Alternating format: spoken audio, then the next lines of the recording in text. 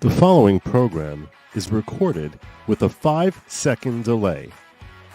In the event of something truly horrific happening, the host has 5 seconds to calmly interrupt the flow of the stream and prevent the content from reaching your sensitive eyes and ears. Alas, the host has absolutely no clue whatsoever which buttons need pressing to abruptly halt a stream, so he will likely spend those precious moments screaming, "Oh my God, no, how could this have happened?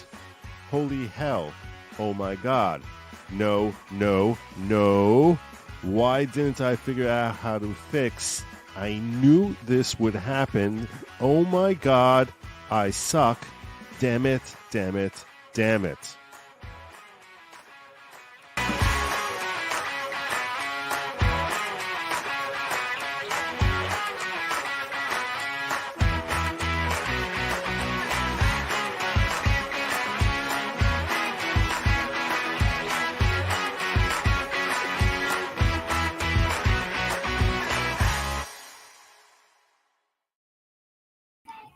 Good evening, everybody. Welcome to the following program. I'm your host, Joe Neerman, a.k.a. Good Lawgic. Hope your day has been going smashingly well. You may notice, different look here. Something's different. What's so different? What's so different, Joe? I don't understand. And why are you so late? What happened? It's 10:20 something in Eastern time zone. That's crazy. What's happening? Well, if you're not in locals, you may not realize where I was. If you are in locals at goodlawgic.locals.com, then you're aware of the fact that I had the privilege and pleasure of hanging out with Rich, a.k.a. Angry Cops, and was talking with him about my efforts to ungag Trump, as well as the ongoing saga in Fulton County known as the Young Thug trial. So that's where I was hanging. And then I basically needed to sort of recalibrate and make sure I was ready for everything before stepping on out onto the stage here and presenting my fine mug to you fine people. That's why I was late. I apologize if you missed it, but the notice was there. So I sent my notice. That's what I did. I held on my end. If you didn't hold up your end, I can't. I don't know what this. Goodlawgic.locals.com. That's where you get notifications. With respect to the change that's happening here, I'm going to look to you guys to tell me whether or not this thing works. Because over here in the upper, your right. It's your right, right? When you're looking, it's got to be your right. I'm almost positive it's your right.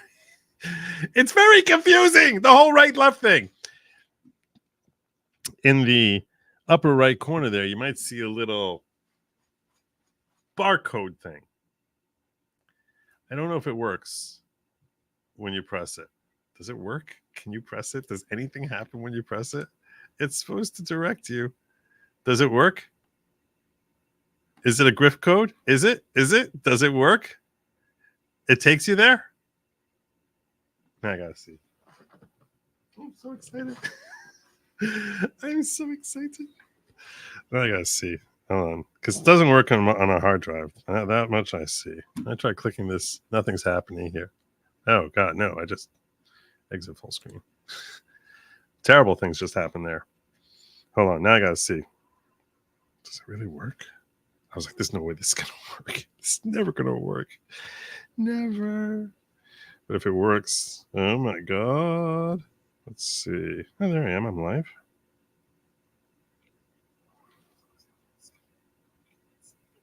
That doesn't work.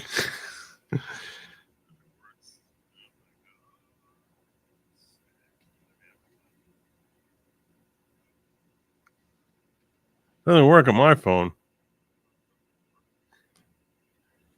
But this is true, so it's working for some people. I can't figure that out. I don't know. Sweet. So that's my new logo, I guess. I don't know who it's working for. I don't know how to make it more. It doesn't work for me. Maybe it works on iPhones. I don't know how it works. I don't know. It's just a thing. It's a thing.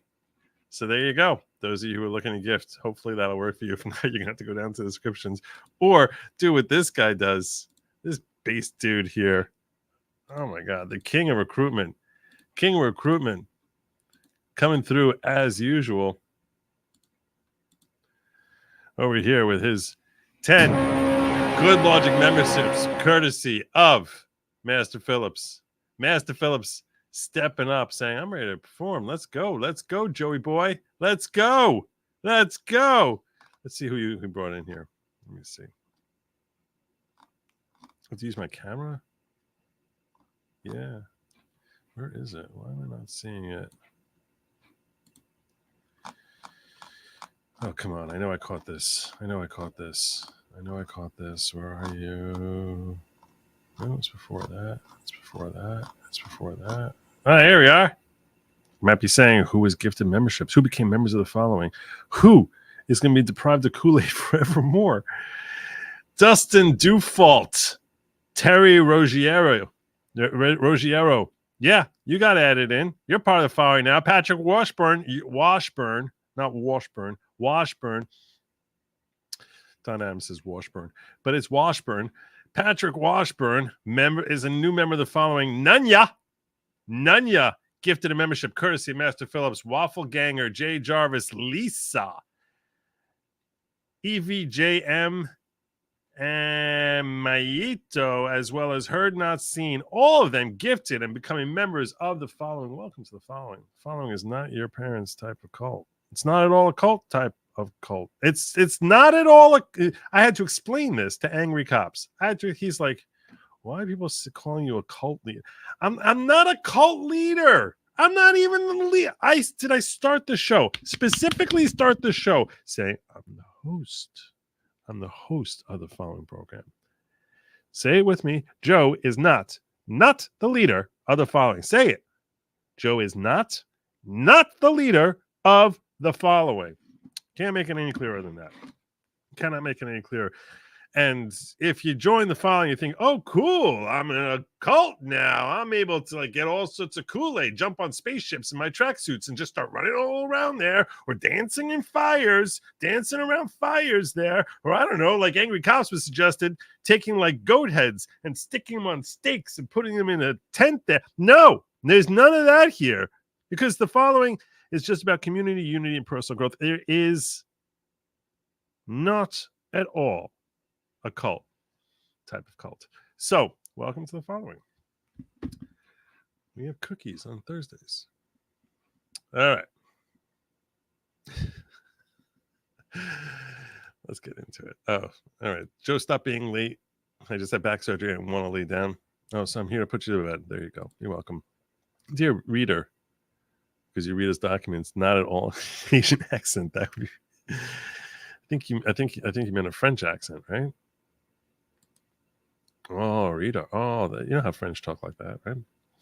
You're late. Your brother brought the tablets instead. Oh, I see what it did. Peter, I do my best to proselytize on AC chat. Love you, Joe. Thank you so much.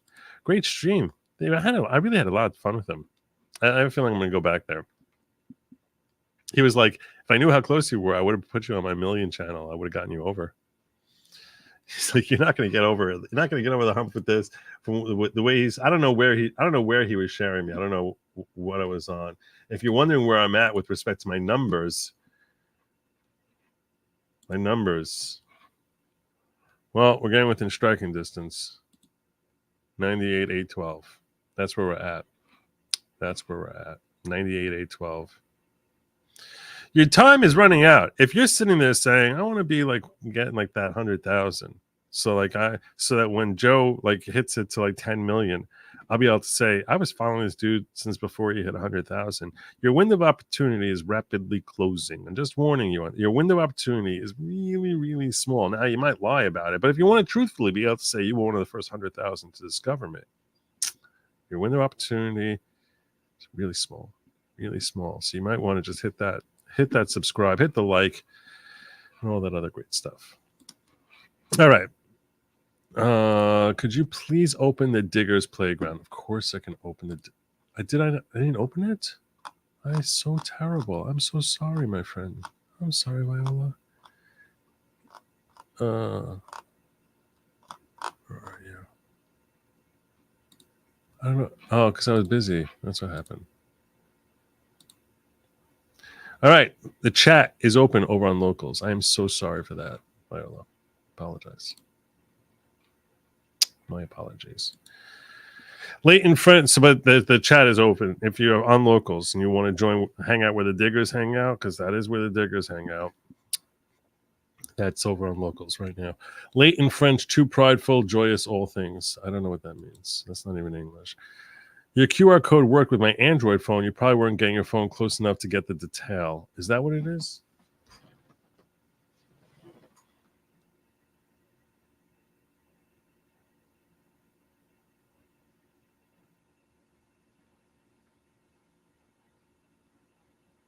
Yeah, I'm curious.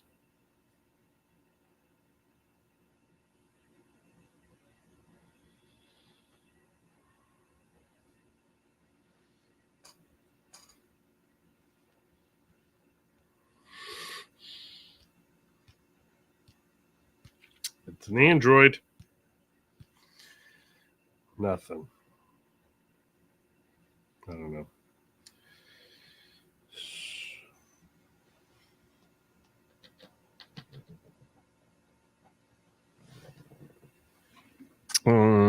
Digger 002 reporting for duty. Welcome, William. Thank you. What's the price of being 100K, 100,000th member? I will. I'll give you virtual balloons. Oh, that's good. 100,001. You get an e-card saying welcome to the following. There you go. How am I going to know who it is? I don't know how it. My pet goat is relieved.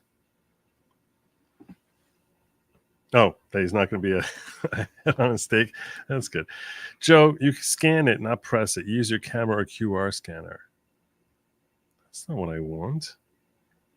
I don't want that. That's what she said. There's a small there's a small camera icon. You take a picture of it with your phone and it'll link you. That's so stupid. That's not helpful. I want something you can press. This is not it. Nope, I'm not impressed. No, that's something like you have to go through 4,000 different manipulations to try and get there. It's like an accomplishment if you get there. That's what's the point? That's ridiculous. It's got to be something that's on your screen. You touch it, and boom, you're there. Oh, let me send him some money. Not like, not like. Oh, okay. So I have to like basically lift one leg up, drop my other knee down to a 45-degree angle, and start doing the Kazatska here for 3 minutes. And all of a sudden, I'm going to get like a nice little pop up on my phone which says, "Hi, here's Joe's Venmo." That's not. No, that's not. That doesn't work. That doesn't work. About how I find it hard to believe this is only 4 months. So do I. I feel as if you and I go back through the ages, like we're basically brothers from another mother. Through the ages. So 4 months. All right. Look, before you know it, it'll be 24 months. Then 104 months. Who even knows? Tonight, I have 2 topics that I'm covering. The 2 topics are specifically Buster Murdoch, son of convicted double homicide individual Alex Murdoch. Alex Murdoch, a.k.a. Alex Murdoch. Buster is suing Netflix and a whole bunch of others for documentaries presenting statements and perspectives about him that he finds to be defamatory. We're going to go through his complaint. We'll talk about the viability of his claims and also the different steps he's going to have to go through if he wants to succeed here, because this is going to be a bit of a deal. It's a bit of a deal. Doesn't mean it's not worth it. Doesn't mean he doesn't want to do it. Maybe he does. Maybe it will be. Who knows? But we're going to go through his complaint and see what we think of his claims. That's first and foremost. Secondly, I'm going to be going through my filings that are being filed in Florida. We're going to read through them together. You're going to see what Judge Eileen Cannon is going to consider as to whether or not she's going to allow our amici brief in. I understand 24 states have been rejected. A lot of you called that to my attention immediately, saying, hey, 24 states, they all got kept out. They all got kept out. I understand they got rejected. I also understand that today the Court of Appeals rejected Donald Trump. Said, we ain't taking your case. We ain't doing this. We don't want to hear from it. It's not a constitutional issue. We'll talk about that and more as our second story today. But it's the first thing when I got into Discord, which he streams, Angry Cop streams through Discord, and I was just like, oh God, can't you give me a stupid push here dummy link for StreamYard? I have to go through Discord. I'm like, is it this room? Is it that room? I don't know where it is. So whenever I go into Discord, I feel as if I'm going to just blindly walk into rooms. I'm definitely going to walk in on some couple that's like doing things that are going to turn my stomach. And I just feel like I'm poking around rooms there. I don't know where I'm going to be. It's very, and then to like have the audio and the camera, and I didn't even know if I was going to be on camera.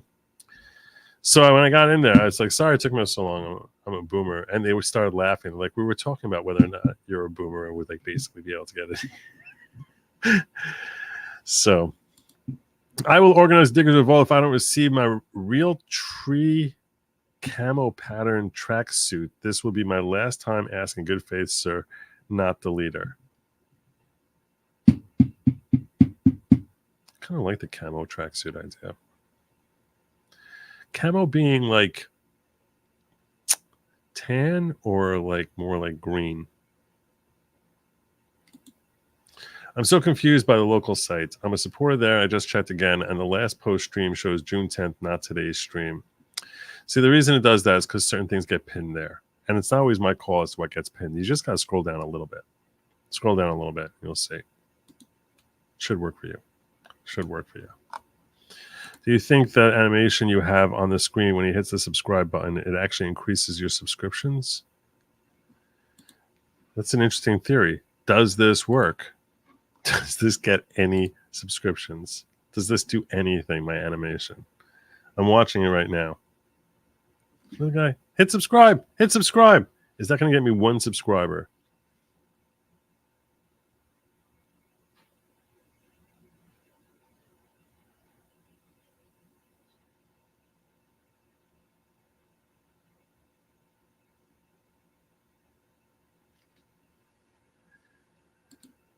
So far, no. So far, no. All right. But you never know what it does later. You never know what it does later. You don't know. I'm at the same 98,815 I was when I started that thing. Okay, let's get it going. I gotta get moving. It's already 10:20. No, someone unsubscribed just teach me a lesson. Very funny. Very, very funny. It's very original. Okay. I'm going to start with Buster. Buster. Bang, bang. Bang, bang, bang. Buster. This here's tale for all the fellas. Try and do what those ladies tell us. All right. Here we go. Buster, Buster, Buster. Richard Alexander Murdoch. I'm going to get my pen out. We're going to do like some highlighting. Do some highlighting. Make it yellow.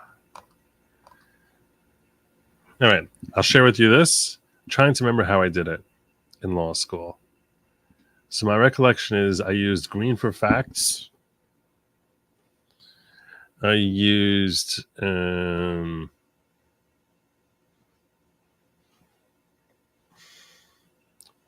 blue for law. Who cares? No one cares.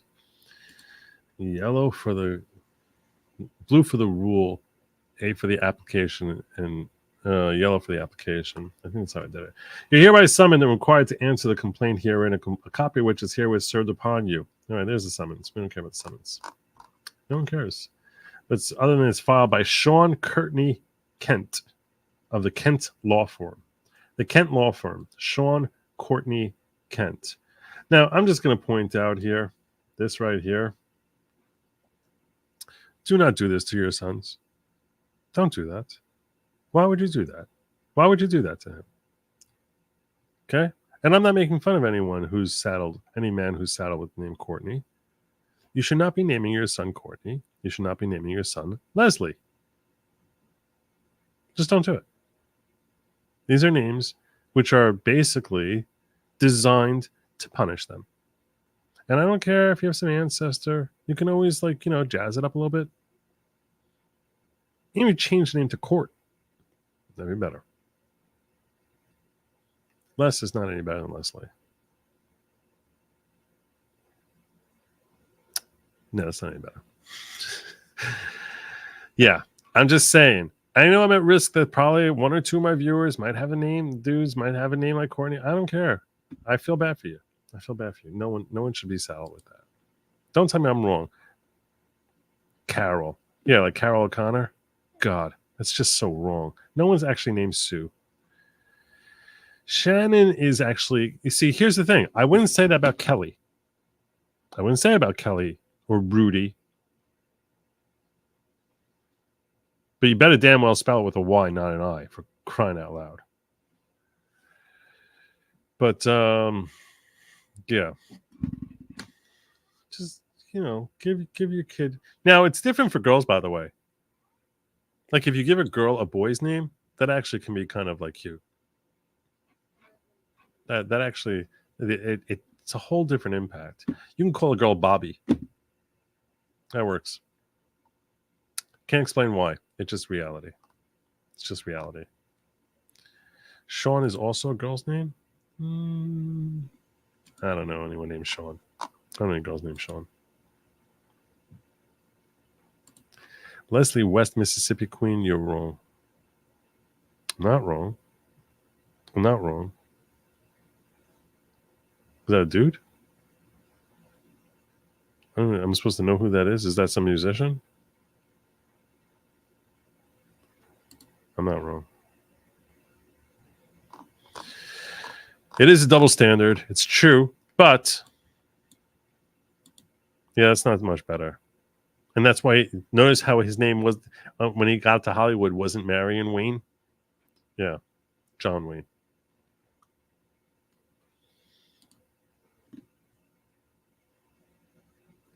All right, let's get to work.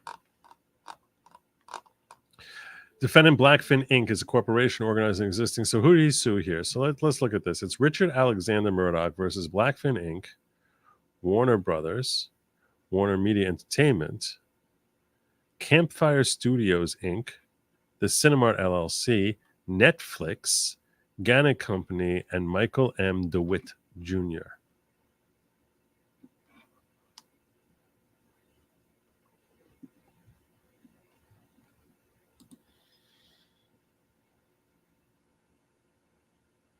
Yeah, Robin is actually not bad. Robin's not a bad name for either gender. My personal take. All right. The plaintiff alleges defendant Blackfin Inc. is a corporation organized and existing under the laws of New York. So they're in New York. Okay. This is in state courts. So you need to get jurisdiction over this New York company. Which I guess if these are multimedia companies working on a national basis, they're probably not going to have much of a problem with that. But corporation organized existing under the laws of New York, principal place of business in New York, but it's subject to the jurisdiction of court by reason of doing business in South Carolina and the commission of the below described wrongful acts. Yeah, they also probably did a lot of filming in South Carolina, so I would agree that they're probably not going to struggle too much to get jurisdiction. Jurisdiction is there's different kinds of jurisdiction. There's personal jurisdiction, and then there's subject matter jurisdiction. Jurisdiction is, in case you're wondering what the term jurisdiction means, it's a fancy word for power. That's what jurisdiction means, authority. So, personal jurisdiction actually has two different contexts.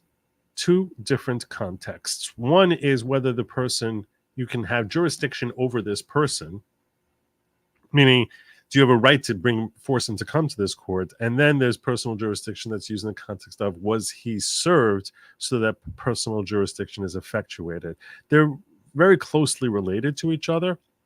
So the court has to acquire personal jurisdiction over any litigant who's hailed to come before them. A plaintiff voluntarily comes to the court. A defendant is not agreeing to come to the court. In order for them to be hailed into court, dragged, kicking and screaming into court, you have to acquire personal jurisdiction over them. This way, the judge has a right to preside over the things that will affect them. Normally, the way that is affected is through what we call personal service. Personal service will vary from one state to another as to what works with respect to personal service. I'm not going to go through all different forms. When you're dealing with corporations, normally you serve the Secretary of State in the local jurisdiction, and in the state that they're located, that they incorporated in, and then the Secretary of State has an address where they will send the letter to them. But that's with respect to getting service affected on them, because nothing starts until service is affected upon them. But then there's the question is, does the court have jurisdiction to actually hear this person, to actually decide things for this person? Just because you serve them with proper notice doesn't mean that the court has authority to actually decide their fate. Imagine, for example, you were sued in Guam. Somebody in Guam goes to a courthouse in Guam and says, I am serving you. I am naming them as a defendant, and I want you to give me a judgment. They go to this courthouse in Guam, and all of a sudden, you get something served upon you saying you're supposed to appear in Guam. And you're like, what the flip do I know from Guam? I've never been there in my life, don't know anything about it. And it's like, oh, you now have to go there and defend the lawsuit. You'd be like, what the hell is happening here? But instead of Guam, let's just assume, pick any state that's 500 miles away from the nearest corner of your state, and say that you've never visited before, and now say a court in that jurisdiction wants to litigate something related to you. You can say, I've never been to South Carolina. I don't want to go to the judges there for the state of South Carolina. Why do they have jurisdiction over me? They don't. Federal court may have jurisdiction over you, but why would a state court have jurisdiction over you? So there's a concept that we have with respect to corporations, or not even corporations, but there's a concept in general. Let's start with this. There's a long-arm jurisdiction, meaning even though you're not really here as a person, anyone who's a domicile in the state, you're subjected to the personal jurisdiction. But there's a concept called long-arm jurisdiction, which basically says it's constitutional. It's because we consider it unconstitutional for you to be hailed before a court that you never were willing to go to that locale at all, that state at all, that jurisdiction at all. You have no interest in them at all. And all of a sudden they're saying, you got to come here to answer. It's the same thing like saying you have to go to China to answer. So just because it's 2 states away, we look at 2 states away as if it might as well be China. And frankly, if 2 states away for you is California, it is China. So, and I don't mean that with respect to the residents of California. I was talking about the communist courts that they have there. So long-arm jurisdiction basically means that this court extends like a long arm to grab you in because you have purposefully availed yourself of that jurisdiction. If you've taken certain steps to say, I want to use this part of the world, this part of the country to benefit myself, in that case, you now have subjected yourself to the jurisdiction of the courts that govern that area. And you said, I'm giving them, you inherently, without realizing it probably, inherently have given them jurisdiction. So purposefully availing yourself, there's all sorts of tons of case law as to what it means to purposefully avail yourself. To break that down into English that non-lawyers would use, it means you intentionally decided to go there, to use that area, even if not go there, you intentionally decided to benefit from that state. You chose to benefit from that state some way. And it has to be meaningful, not just that you just sent out, you put up an advertisement that is everywhere, but you had to you really need to establish meaningful contacts. Not that just like, oh, I'm in a company that ships stuff out, and one time I sent something to Arizona, so now all of a sudden I'm now subject to Arizona. That would not be considered purposefully availing yourself. It means you have to really be targeting them in some way, shape, or form. Now, most multinational corporations are considered to basically be targeting, the millions of Arizonans, the way they are targeting South Carolinians, and they don't really care if you come from, even if the Blackfin is from New York, they don't care more about New York customers than they do about South Carolina customers. So you're going to get your jurisdiction that way. But furthermore, when they're filming this stuff and coming down to South Carolina, those steps that they say, we want to go to South Carolina so we can film and get research and get footage down there. Now you've chosen to avail yourself of the state of South Carolina. You've now subjected yourself to long-arm jurisdiction. And that's why, even though you're a New York corporation, they're not going to struggle at all to get personal jurisdiction. The court will not struggle, or the plaintiff will not struggle to say that that this court is able to obtain personal jurisdiction over you, assuming that we serve you properly. So now you all understand that. I hope that you probably hear these terms a lot. And probably like once a year, I explain how personal jurisdiction works. I think it's an important thing to understand, so you have a better comprehension as to how things work in our legal system. Especially because if I'm going to say it, it's likely going to be much less boring than any other attorney is going to say it. So that's why I do it. All right, so defendant Blackfin has transacted and engaged in persistent course of business within this state. See, this is them trying to establish jurisdiction over Blackfin, even though they are from New York, even though they were organized in the state of New York and they're licensed in New York and their principal place of business in New York. But they're saying they want to lay out the factual allegations to explain why this court has jurisdiction. How did they purposefully avail themselves of South Carolina? So how did they do that? They sent its agents into their state. You didn't have to send it there. You chose to do that, to collect information and create artistic work right here in the great state of South Carolina. You derive substantial revenue from goods and services consumed in this state. That's another way you can purposefully avail yourself.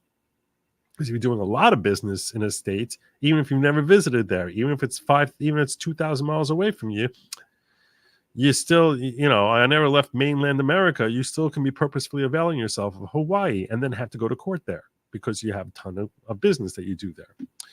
And to contract to be formed in this state, that's another basis to do this, and produce goods with the reasonable expectation they will be used or consumed in this state, all in the process of producing some of the artistic works that give rise to the cause of action described herein.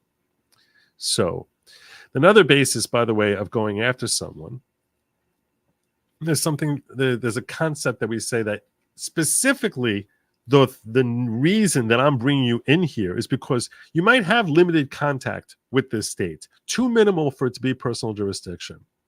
It's just not enough contact there. But what I'm suing you for happens to relate to the thing you came here for that one time you came here.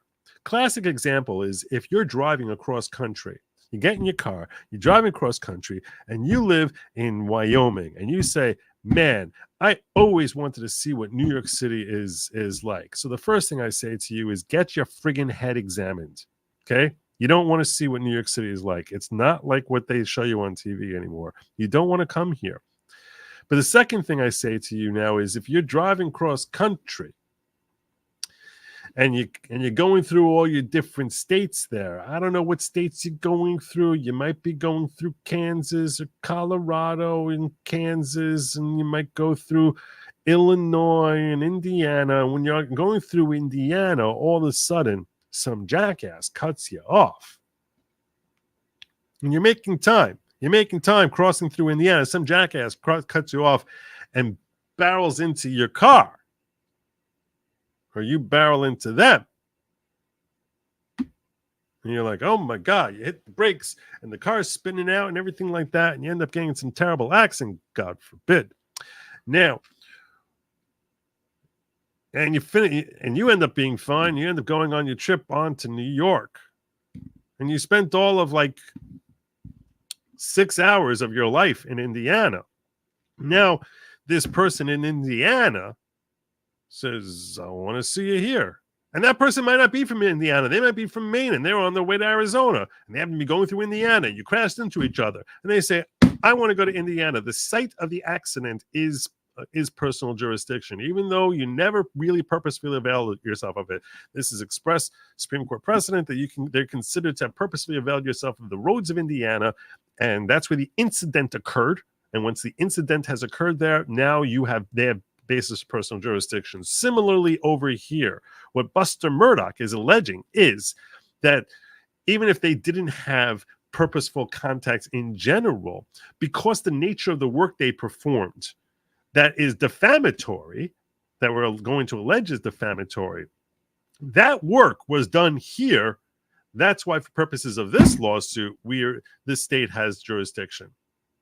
So even if they only spent 10 minutes here, but that 10 minutes was filming stuff for this documentary, so now their visits here have now entrenched them. Much like a car accident in Indiana, their 10 minutes here, because this work that they did here is part of their whole project designed to defame me. That is why South Carolina is an appropriate state. So that's what they're spelling out here.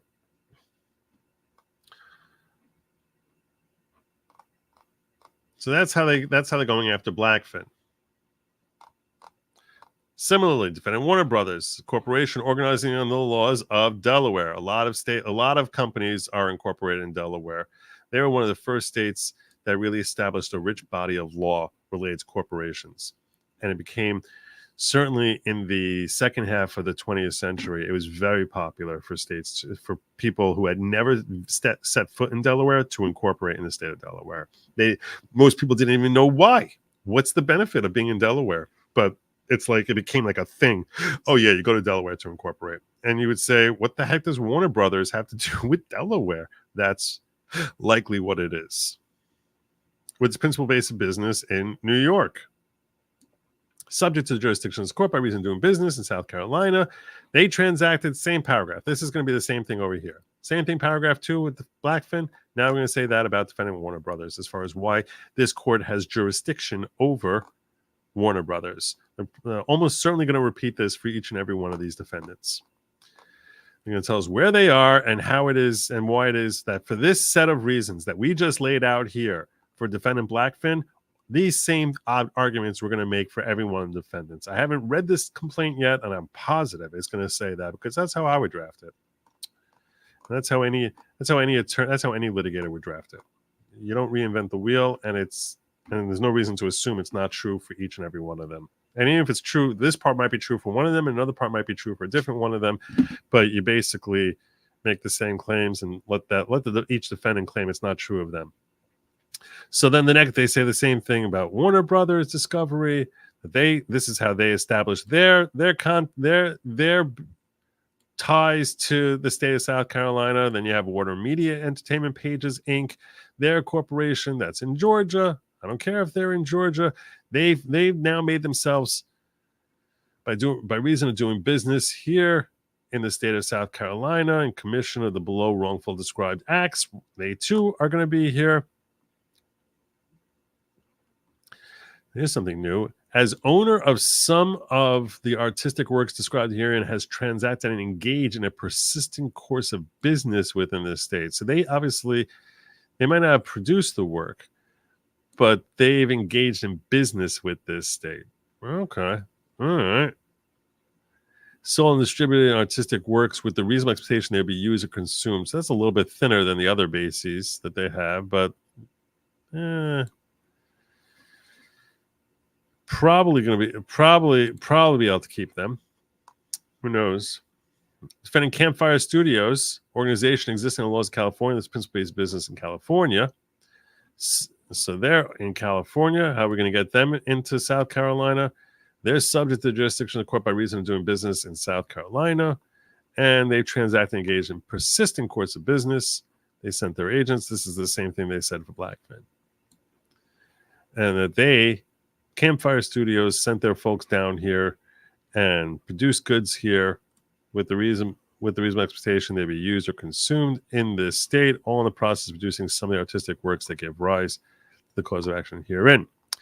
Same thing with Cinemart. Where's Cinemart? They're in New York. So what if they're in New York? Doesn't matter. They sent their agents here to collect information. They sent them here to create this specific artistic work, which we find so offensive. They got their substantial revenue from doing business here. And all of this is purposefully availing themselves of South Carolina.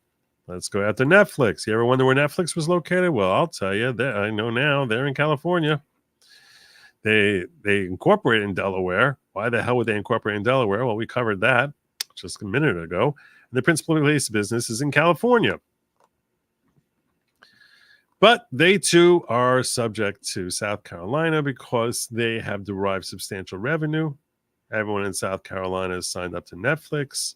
They have services, their goods and services being consumed in this state, and they entered into contracts. So it seems like Netflix itself didn't actually produce the work. Maybe, I don't know, maybe they produced the work.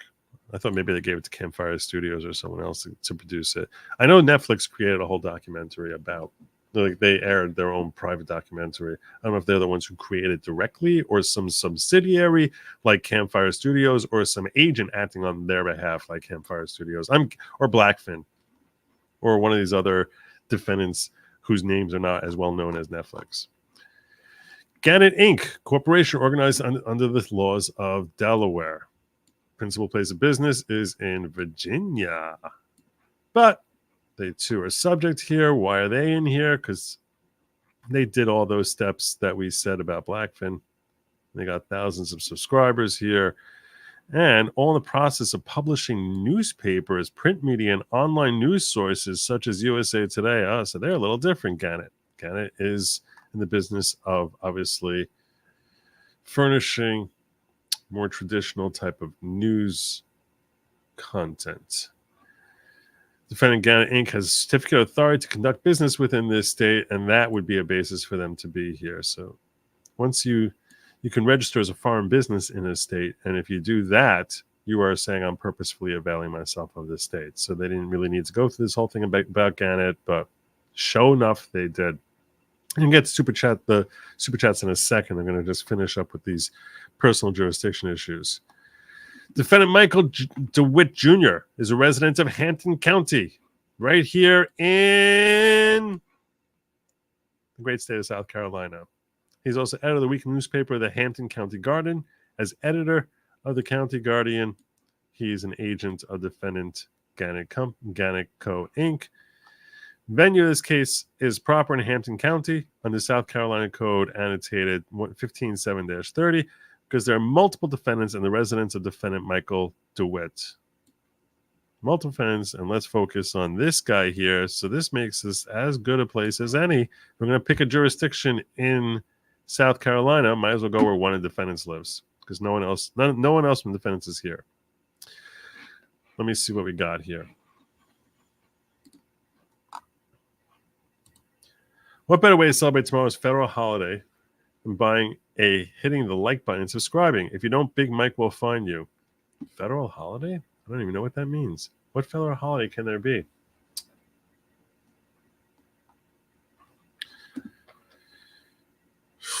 I don't even know. I have no idea who Big Mike is. If you're detouring through Indiana on the way, going from Alaska to Tijuana, yeah, that'd be a problem. Then yes, any state you go through, obviously it would apply. Let me double check over my rants, make sure I didn't miss nothing. So I missed something there. They get very testy. Ghetto doesn't like when I do that. Actually, the truth is they're really patient with me. I said you get testy, but the reality is you guys are actually very, very courteous. You got served. That's what Joe Sound Guy. What? Oh, here they are. Okay. Obviously, the diggers are all now talking about every cross-country trip they ever took before because diggers got to dig. All right. That's what they do. If you want to talk about your most recent cross-country trip, you probably want to go over to the chat in goodlawgic.locals.com because that and other pressing issues, that's what they're talking about there. That's what they do. That's what they do. All right, so now we got all defendants, and we explained why it is that we believe we have personal jurisdiction over them. My personal take so far is, yeah, probably do have personal jurisdiction, assuming that these factual allegations have any sort of legitimacy, which probably do. So far, so good. All right, we're in the right courthouse now. Let's talk about what your claims are. On July 8, 2015, Stephen Smith, whose car had given out of gas. What? That's not English. Who says that? Is this the way people... Is this the way folks talk down south?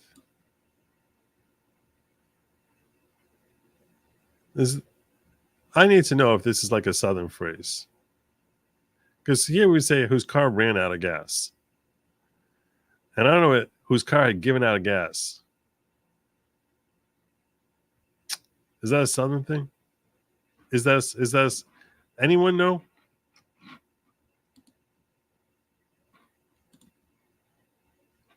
No, it's not. All right. Well, he's walking along. He's walking around Rural Road in Hampton County, South Carolina. It's late at night. As he was walking along the road, he was allegedly struck by a part of a vehicle and killed. Allegedly struck by a part of a vehicle and killed. That's what all the folks are saying. One thing we know is he's dead. He's found on the road. News sources now report his death as being considered by a statewide grand jury, and the media has reported on individuals unrelated to plaintiff allegedly being involved in his death. Oh. So this is part of why he's bringing this case. He wants to call attention to that. So it was initially reported as hit and run, but apparently there's a grand jury. And maybe the grand jury is for whoever hit and ran him, but that doesn't seem likely. There's a grand jury, and this seems to be unrelated to Buster. The plaintiff, even though he has been falsely accused of harming Stephen Smith, as described below, has not been notified by any law enforcement entities of any allegations against him related to Stephen Smith's death. So no one's ever said that he's involved in any sort of investigation. On about June 17, 2022, defendant Warner Brothers Discovery, Inc. began streaming and broadcasting a series, Murdoch Murders Deadly Dynasty. Throughout the entire country, including South Carolina, through its platform Discovery Plus and the Investigation Discovery television channel, which falsely suggests and subtly accuses the plaintiff of being the murderer of Stephen Smith. This subtly accused plaintiff of being the murderer of Stephen Smith. Let's focus on this word subtly here. Spelled subtly, but pronounced subtly here in New York. This is a very interesting term here, isn't it? How does that work? What does subtly mean? Right here. Back. Whoa. This is the key word. Oh, for the love of God.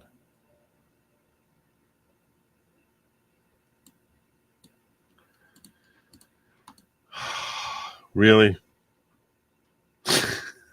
Really?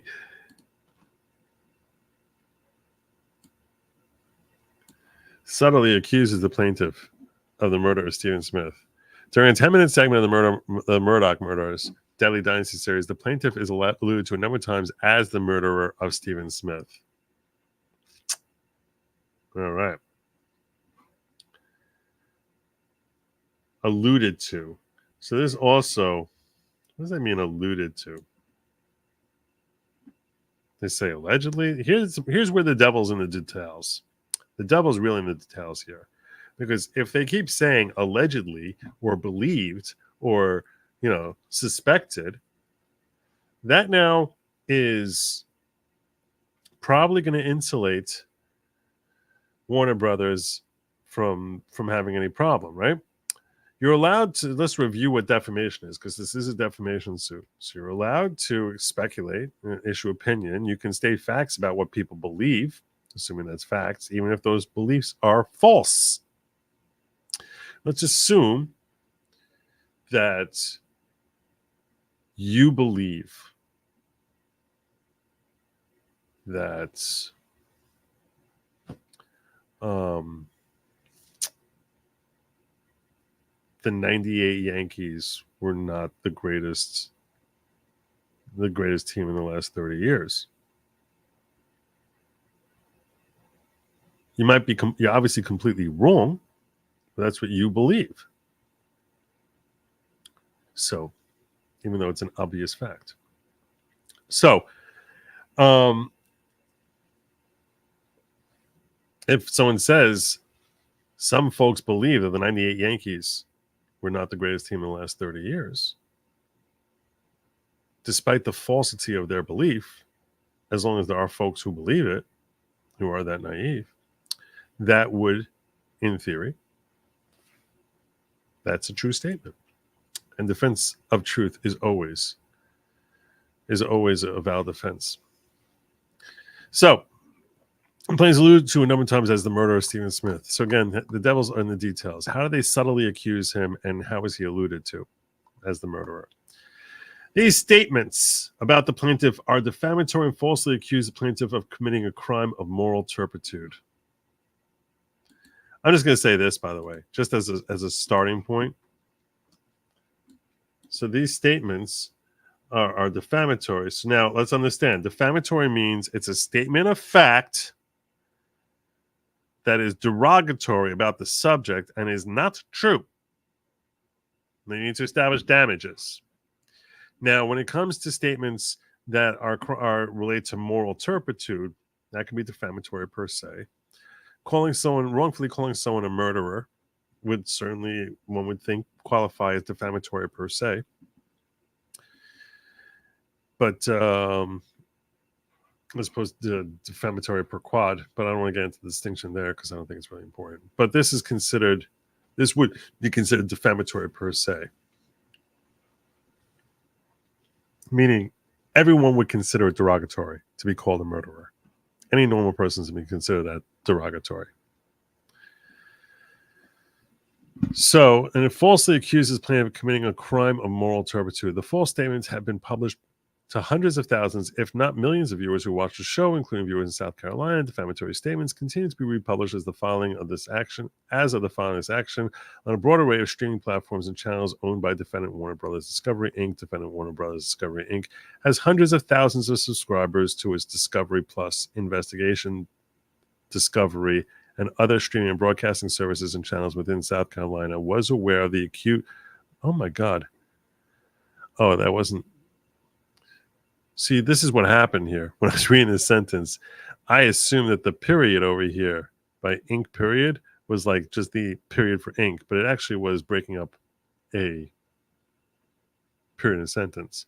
So Warner Brothers Discovery has hundreds of thousands of subscribers to its Discovery Plus, Investigation, Discovery, and other streaming and broadcasting services and channels within South Carolina.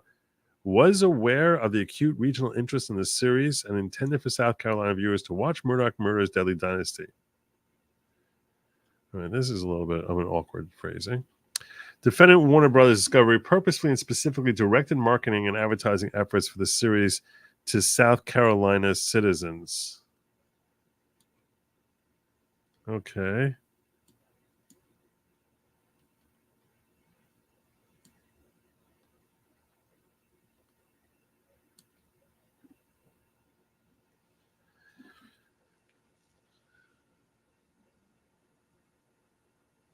That's a very old school perspective that they seem to be engaging in here.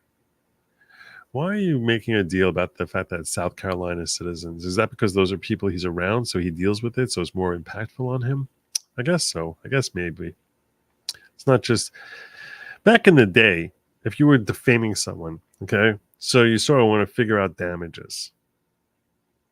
This is why I'm a little confused by this sentence here.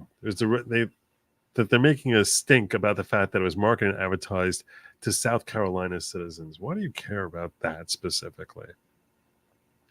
Well, one of the elements that you sort of want to establish is damages. Damages basically relates to the impact it's having on you. Now, if you go back 30 years, before there was internet, social media type of thing, how do you establish damages? Imagine you live in New York, and somebody in Arizona starts defaming you to a whole bunch of Arizonans. You don't even learn about it for like 3 years. Okay? And they're just defaming and defaming and defaming you. All of a sudden, you see like some news article that references it, and you're like, holy hell, I can't believe this guy's lying on me like that. That's crazy. I don't make no, that's flat out lie. That's derogatory. I'm going to sue him for defamation. So you sort of want to establish, okay, what are your damages? How much does this hurt you? And it's like, well, how many people you know actually even heard this claim? Nobody. How much did it affect you? I don't like it. All right, so what are your damages? That's very different from today where you got social media all over the place. So it's like, yeah, I see it all the time. Back then, 30 years ago and 50 years ago and 100 years ago, you sort of want to establish all the local folks are talking about it. I deal with this all the time. Now, so that's why you would want to say 50 years ago when you're filing a defamation suit, you sort of want to stress, this is affecting my day-to-day. Doesn't seem like it's as necessary in 2024. That being said, I guess if your locals are all talking about it, yeah, I don't know. They market it to them. Okay. All right. That's why I was sort of like confused by this. It just seems like a paragraph. It seems like a sentence you would have, I guess it can't hurt. So why wouldn't you put it in, to be fair? Defendant Blackfin created and produced the series Murdoch Murders Deadly Dynasty. So they're the producers of this thing. And so doing published the above described defamatory. So Blackfin are the creators and producers of Murdoch Murders Deadly Dynasty. So doing so published the above described defamatory statements concerning plaintiff and profited from Warner Brothers Discovery, republishing with statements. In creating and producing a series, defendant Blackfin engaged in a persistent series development, investigation, and filming activities within the state to create an artistic work. This is their concern that they're not going to get jurisdiction, so we just want to pound that home again. That have a specific appeal to viewers within the state. I think that's a fair point. Maybe that's why they're bringing it up. Maybe they have concerns about the whole issue about jurisdiction, and that's why they keep coming back to, you're targeting people here, which is logical if you think about it, I guess. Right? I mean, most people outside of South Carolina never heard of Murdoch family before, 2 or 3 years ago, before Paul Murdoch and Maggie were killed, or certainly before Paul got into that boating accident. So, everyone in Hennepin County seemed to have heard of them, South Carolina. So if you're making a show, you'd be targeting that to Hennepin audience. I think it's a fair point. Beginning on November 3rd, 2022, the defendants Warner Brothers Discovery Inc. and Warner Media Entertainment pages began distributing and streaming a 3-part series to the public on the Murdoch family called Low Country, the Murdoch Dynasty. So we got a new series now. Through defendant Warner Brothers Inc. So that was now, this is the second one. First, we had the Murdoch. What was the first one called? The Murdoch Murders? Murdoch Murders Deadly Dynasty. Now this is Low Country, the Murdoch Dynasty. Okay. Through defendant Warner Brothers, throughout the entire country, and specifically within the state, the series publishes false statements and suggests plaintiff, along with others, murdered Stephen Smith by striking him with a baseball bat. I think I saw this one. I think I saw that one. I remember seeing that on some documentary thing. So,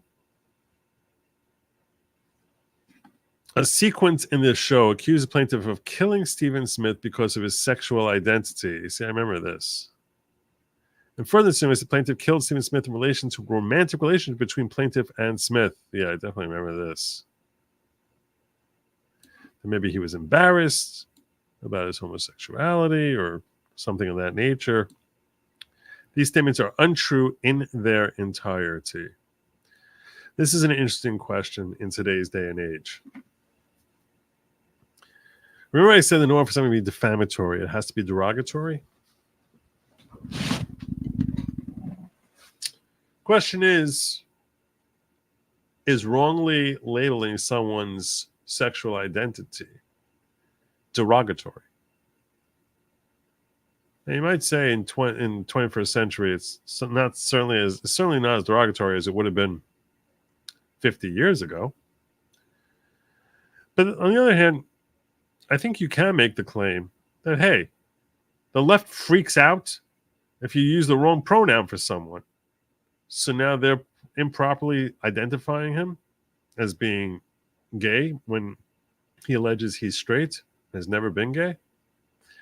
Is that part of a derogatory claim? Assuming it's not true. Is it derogatory? And would that tack on to additional defamation by identifying him as being gay? Now, my recollection, by the way, just when I was looking at this, when I was watching this, my recollection was thinking they're making this, it's very clear they're not making a statement of fact. That was my recollection. I don't know that it was this series that I saw. There was some series that made reference to the fact of a potential romantic relationship between Buster and Alex Smith. But the one I saw, from what I recall, was they seem to be cognizant of the concept of defamation and purposefully avoiding it, which works. You might say, well, they're just skirting around. It works. If you basically say people believe X, that works. It does. These statements are defamatory in that they falsely accuse the plaintiff of committing murder. Okay. So one, as they say, he committed murder. False statements have been published to hundreds of thousands, not millions of viewers who watch the show, including viewers in South Carolina. Defamatory statements continue to be republished as of the filing of the action across a broader array of streaming platforms and channels owned by Warner Brothers Discovery Inc. All right. Who created that? That was done by Defending Campfire Studios. I knew they would create one of these. And in doing so, published the above described defamatory statements concerning plaintiff and profited from Warner Brothers Discovery Inc. We're publishing the statements and creating and produced the series. Campfire engaged in persistent series development, investigation, and filming activities within this state to create an artistic work that would have specific appeal to viewers within this state, consumed by viewers within this state.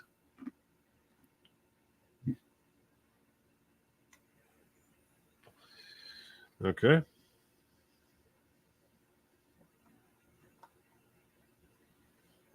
On February 22nd, 2023, defendant Netflix Inc. began streaming a series entitled Murdoch Murders, A Southern Scandal, which depicts a young man with red hair carrying a baseball bat. This might be one I saw.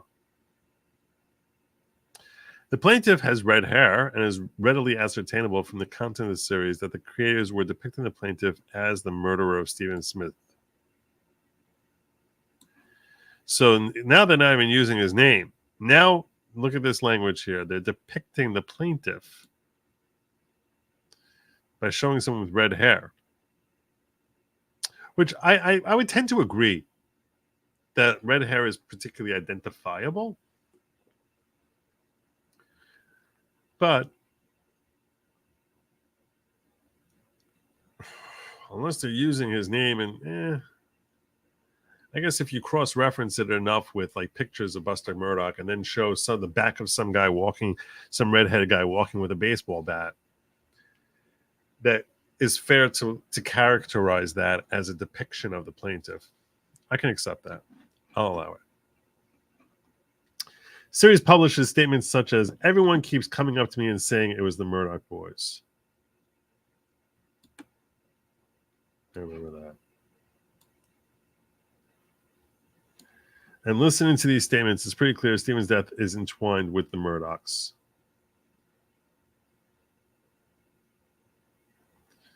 Now this one right here. Listening to these statements, it's pretty clear Stephen's death is intertwined with the Murdochs. Is that a statement of fact? Ask yourself this. Is this a statement of fact? Is it a statement of opinion? Listening to these statements, it's pretty clear Stephen's death is intertwined with the Murdochs. Statement of opinion? Statement of fact. If it's a statement of fact, it's of opinion, this gets tossed out.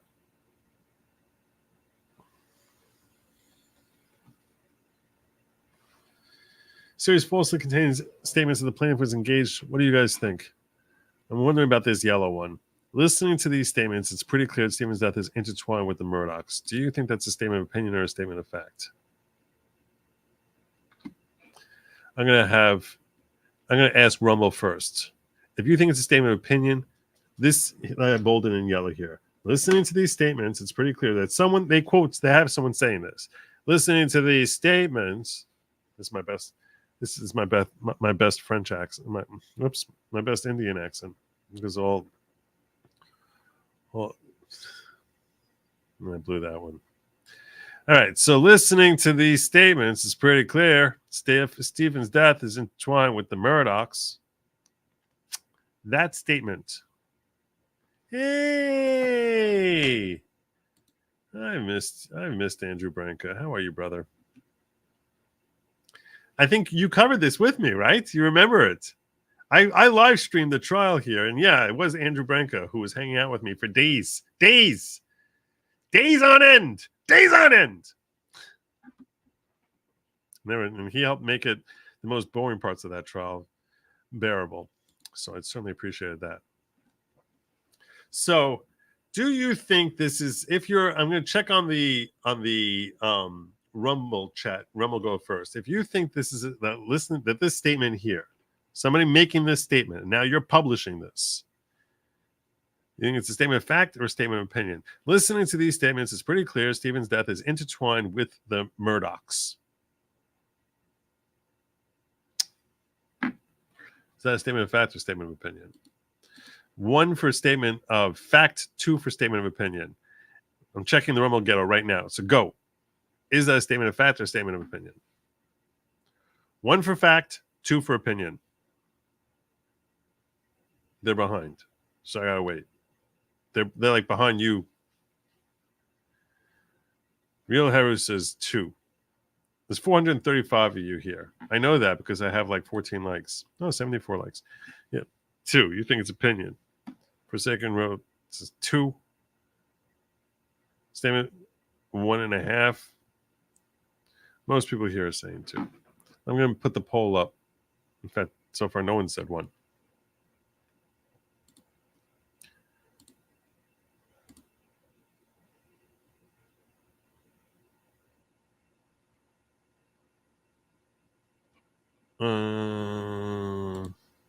Let me go over to.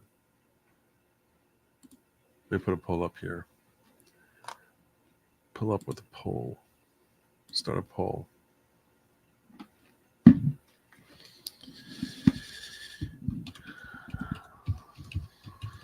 Listening.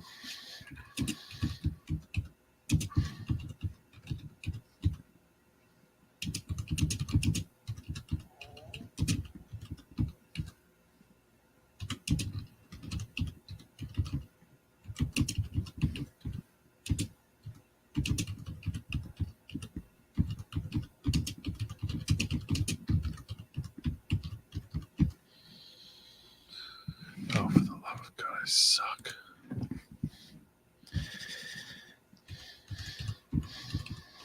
I gotta retype that. Patience, Danielson.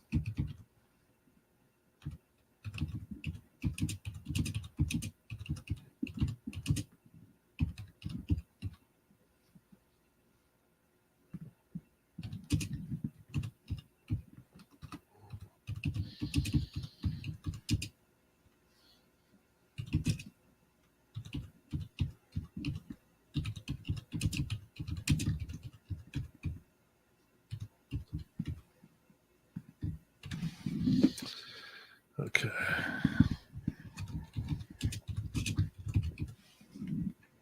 Statement of fact or statement of opinion.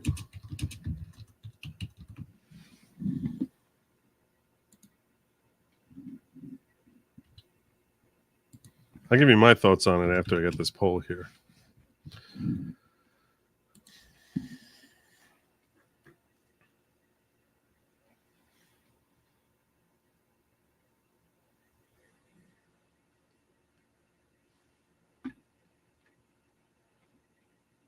All right, we'll go forward. Actually, let me get some of these chats that popped up here. A lady in Britain suing Netflix over her Doc baby reindeer. As they say, true story, but it was false. They got problems. Oh yeah, where they had that woman who looked a lot like her. They talked about that. That woman who looked a lot like the stalker, and they said that she was in prison. When she went to jail, which she never had. Yeah, that they might have problems. Can you believe some people still believe OJ unalived his ex after being cleared by a jury? Shocking. It is craziness. It is craziness. Joe classifies his NYPD ball cap as camo. It is. It is. I'm undercover. I don't know why anyone would think otherwise. What does that even mean? Why are you judging me? Why are you judging me, brother? God. All right. So, the series falsely contains statements that the plaintiff was engaged in a romantic relationship with Stephen, and that is plaintiff and maybe two other individuals who killed Stephen Smith. Do you think that that's saying that he had a romantic relationship with Stephen Smith is derogatory?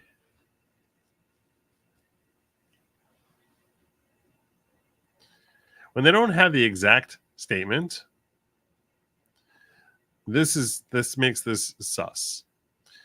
When you have a defamation case, you need to plead with specificity. You need to be very specific.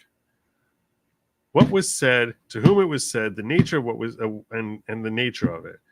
It's actually a requirement if you're going to survive a motion to dismiss. You have to be very specific. General things like statements that the plaintiff was engaged in a romantic relationship without detailing what those statements are is a way to beg the court to say adios. You have to plead very specifically what was the statement that was harmful. So when they say stuff like this over here,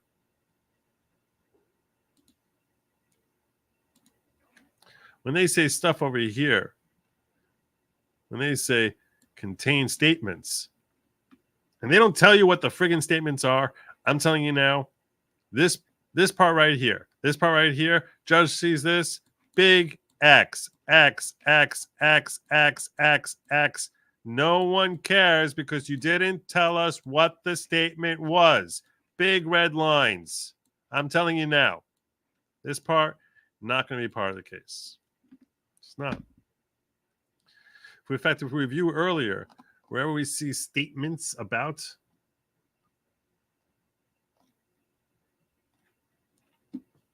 when I say false statements that suggest, this is not good. This is not good. This is not what you want. Tell us what was said. Write the words. You obviously watched it, so type it down and tell us what the words are. Now I'm going to tell you this. I want to be crystal clear about something before I go any further, okay? Those of you who watched me cover the Murdoch trial with the very based Andrew Branca may recall that my feeling about the Murdoch family was, I thought that Alex Murdoch was a slime ball. I didn't think he killed him. I thought there was exonerating evidence that it was and there was a ridiculous amount of evidence that came flooding in there. But I didn't care. I didn't feel emotionally about it. You know what I'm saying? I never really cared. Oh, the Murdochs are terrible people. My God, let's get the pitchforks and skewer this family. Or, oh my gosh, everyone's being so horrible to the Murdochs. I just really didn't care. And when it comes to Buster, I really don't care. So it's not like I have no vested interest here in trying to make the Murdochs look good or make them look bad.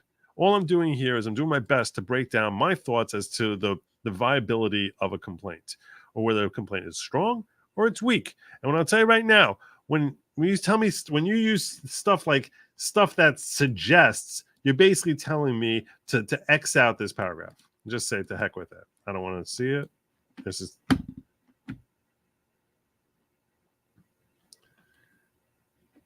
statements that suggest.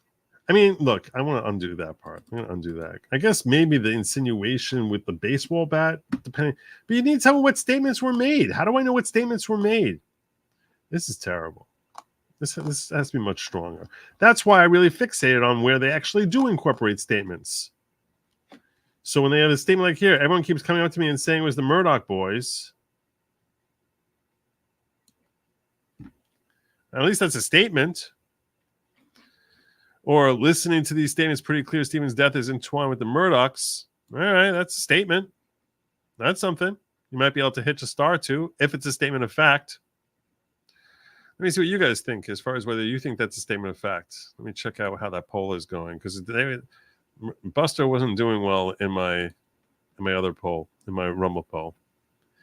62% of you say it's a statement of opinion. 38% say it's a statement of fact. So let's break this down. Okay, let's break this down. Listening to these statements, it's pretty clear Stephen's death is intertwined with the Murdochs. When you see this, it's this language here, okay, which unfortunately somebody scribbled all over this thing here, so it's very hard to make out exactly what the words are. I don't know what the heck. It's like some drunk person did this here. But when you see this part here,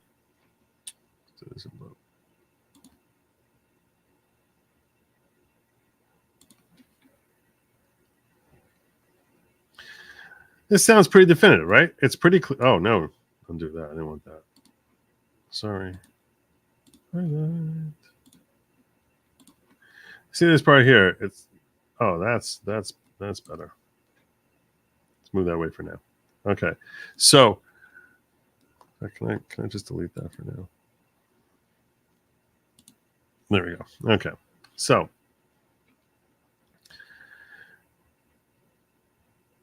this sounds pretty definitive. It's pretty clear Stephen's death is intertwined with the Murdochs. It's pretty clear. There's a qualifier here, right? Statement of fact is Stephen's death is intertwined with the Murdochs. If they didn't have the qualifier here in the beginning, just doing basic English construction, okay? If they didn't have the qualifier, if all they had was this part over here, Stephen's death intertwined with the Murdochs, that certainly is derogatory about the Murdochs, but might not be about Buster. It could be about Alex. I know they talk about how Buster had a relationship, but pretty clear Stephen's death is intertwined with the Murdochs. So I guess he's part of the Murdochs, so maybe that would be fine. Maybe that would be enough. But when you have a qualifier saying it's pretty clear, that's already dialing it back a little bit now. And then when you say listening to these statements, and you throw that subjectivity into it, like I've listened to these statements, and that's why it's pretty clear. I'm not sure, but it's pretty clear that the Murdochs, Stephen's death is intertwined with the Murdochs. I'm sitting here as a judge on this. I'm saying that's opinion. I understand that if you just start with the end part of the sentence, Stephen's death is intertwined with the Murdochs, bam, that's nice, strong. Boom. That's it. When you have this qualifier, listening to these statements, it's pretty clear. I'm not saying as a matter of, I don't know that I would say as a matter of law that this is definitely a statement of opinion.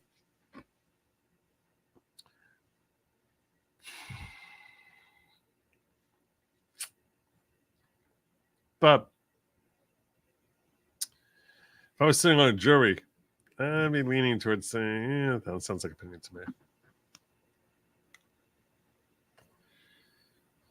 All right. So we say these statements are defamatory. This falsely accused the plaintiff of committing murder. The false statements were published to hundreds of thousands, if not millions of viewers. All right. Who watch the show, including viewers in South Carolina. Defamatory statements continue to be republished by defendant Netflix as of the filings action. Netflix has hundreds of thousands of subscribers within South Carolina. Was aware of the acute regional interests. They see, I think, again, they're trying to basically say at this point, not jurisdiction, but saying it's more impactful on Buster because everyone around them is talking about it. And everyone's believing it because of them. Because of them. In the series, and intended for South Carolina viewers to watch Murdoch Murders Deadly Dynasty, defendant Netflix purposefully and specifically. Yikes. Purposefully and specifically.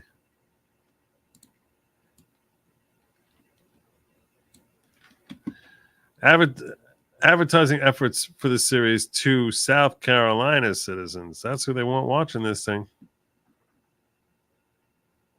So that right there is them trying to say that the damage that resulted from this is particularly dramatic upon him here.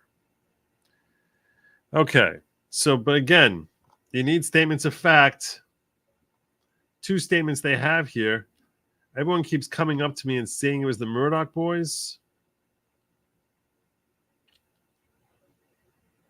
That could be factual.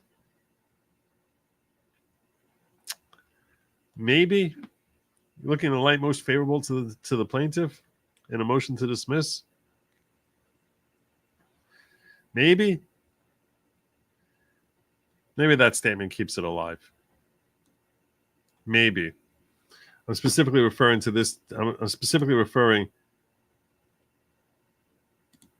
to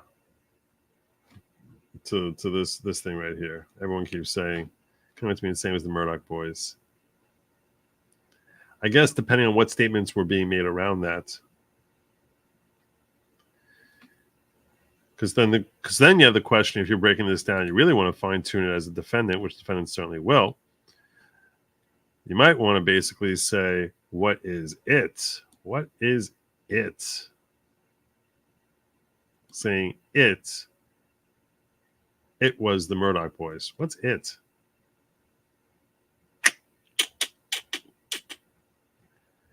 Depends on context, right? All right. But maybe that keeps it. Maybe that helps keep this alive. There's obviously going to be a motion to dismiss. There's another overarching theme here, which Buster's going to struggle with, or may struggle with. We're going to talk about the action, whether or not there's actual malice. But I'll get to that after we finish here. Defendant the Cinema LLC created and produced the series Murdoch Murders: A Southern Scandal. So they were the ones who did that. They did that fine piece of work, and in doing so, produced the above described defamatory statements concerning plaintiff, profited from Netflix republishing the statements. In creating and producing the series, the Cinema LLC engaged in persistent. Whoa, didn't mean to do that. Engaged in persistent series development, investigation, and filming activities within the state. And they were looking to have it be consumed by viewers within this state. Okay. Again, you need to get a statement that's defamatory. Michael M. DeWitt, Jr. He's the editor of a local paper called the Hampton County Guardian, a local weekly newspaper which DeWitt appears in Netflix series Murdoch Murders: A Southern Scandal in both his individual capacity and within the scope of the course of his agency as the editor of the Hampton County Guardian. In the documentary, he says, oh, look at this. Statements. That's helpful. Hopefully. Let's see. Okay. We were hearing all of these rumors about a possible connection. Okay. So you asked me on this one. I'll tell you right now.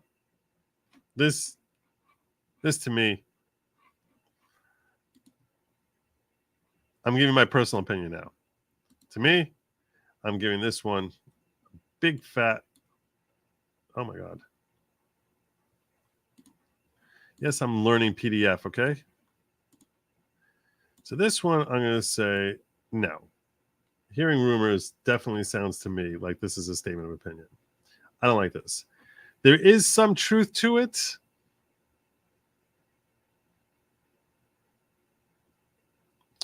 This one I'm going to put in blue for maybe purple. For maybe this one is okay. There is some truth to it. We cannot put the Murdoch name in the story unless we wanted to face lawsuits. We said a prominent, well-known family was rumored to be involved. Everyone knew who we were talking about. We published the story and we waited. People would come up to me in the Piggly Wiggly and pat me on the back. We're so thankful you had the courage to run this story. We did everything but put the Murdoch's name in the story. So this is obviously assuming that the context is they're talking about the story of the Alex Smith murder. So let's think this through. We could not put the Murdoch name in the story unless we wanted to face lawsuits for defamation, which we're facing now. So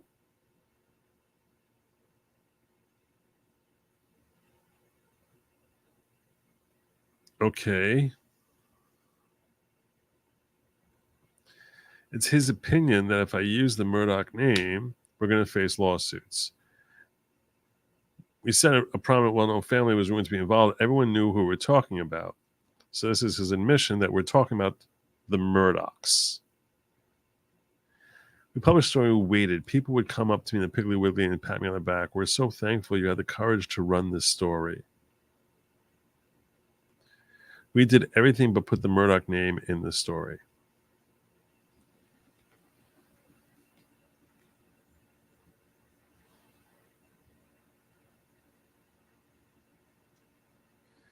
Well, it certainly shows like a guilty mindset, like you have concerns. You have concerns about the fact that it's not true and that you're going to get sued for defamation. Because if you're telling the truth, why would you be worried about this?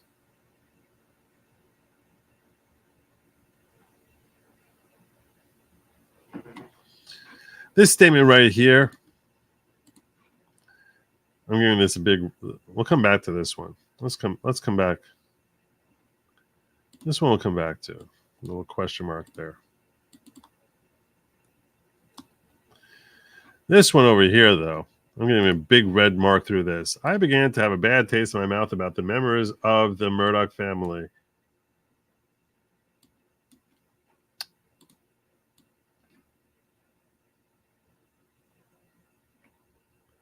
As many people in the community did. Yeah, see, no. This is clearly a statement of opinion. To me, this is clearly a statement of opinion. No.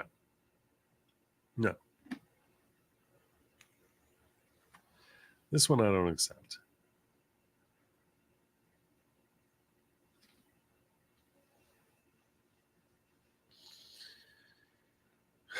I don't know. The problem with this paragraph here that I'm looking at is it derogatory?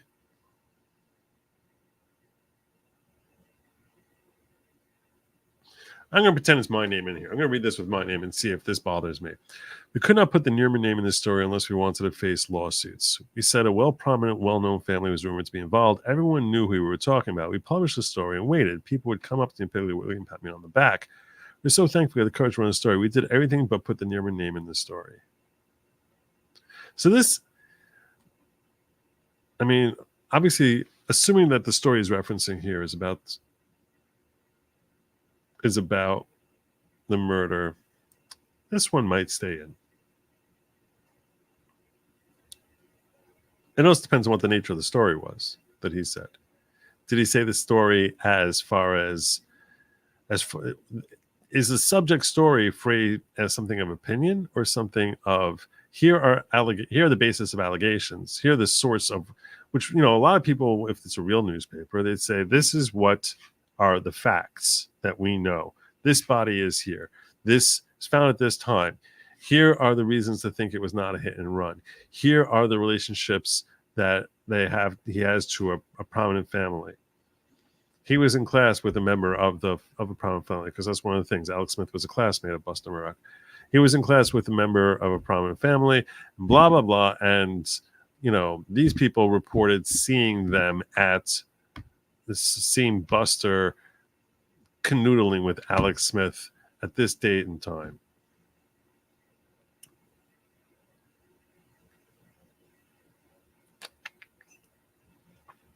I don't know. We need to see the story more to know more about it.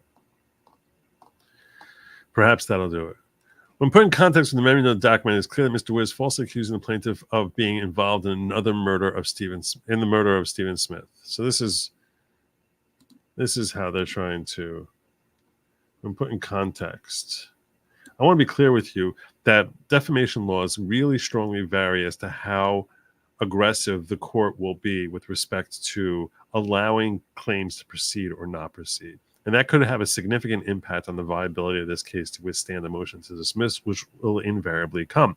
So I'm going on a little bit of a limb here, and I'm really judging from a yardstick of other jurisdictions because I've never had to mull over how South Carolina addresses defamation claims. So I'm just talking in a general context as to whether something would tend to fly or not. When put in context, the remainder of the document is clear that DeWitt is falsely accusing the plaintiff of being involved in the murder of Stephen Smith. Mr. DeWitt's false statements defame the plaintiff and damage reputation. All right. Defense publications are unprivileged or exceed the scope of any privilege recognized by South Carolina and or federal law. Okay. Statements were made with reckless indifference to the truth. Here we go. This is important language. I wondered. This is the white elephant in the room right here. This statement right here is the white elephant. If the individual who is being purportedly defamed is a public figure, you need to show actual malice in order to succeed in a defamation claim. What is actual malice? Well, that's a term of art that comes from New York Times versus Sullivan, a case in the 1960s when we had a very liberal court which decided to destroy defamation lawsuits pretty much for the next 2 generations at least. What did they do? They said, well, since public figures are going to be talked about a lot in the news, let's go defame them. You'll be totally fine. You can talk about them as much as you want, spread whatever kind of crap as much as you want if they're a public figure, unless you engage in actual malice. What is actual malice? Actual malice is knowingly lying or showing a reckless disregard for the truth. Reckless disregard for the truth. Is Buster Murdoch a public figure? Because if we're talking about a public figure, you need to establish that there's a reckless disregard for the truth. Not only was it wrong, but you had every reason to know it was wrong. Okay. If he's not a public figure, we don't care about whether you knew it was wrong or not. It was wrong. Because the New York Times versus Sullivan, now you have to establish this actual malice. Show this reckless disregard for the truth. How are you going to establish that there is reckless indifference to the truth? To me, and this is a personal opinion about reckless disregard, and this could vary significantly from one jurisdiction to another. When you talk about reckless disregard for the truth, it's almost like you really have no reason to think this is true. But if you have good reason to think it's true, there's no actual malice. If you have reasonable reasons to believe it's true, it's not actual malice, in which case the lawsuit will be dismissed. How are you establishing the reckless disregard for the truth? Because this is a conclusory statement. This right here.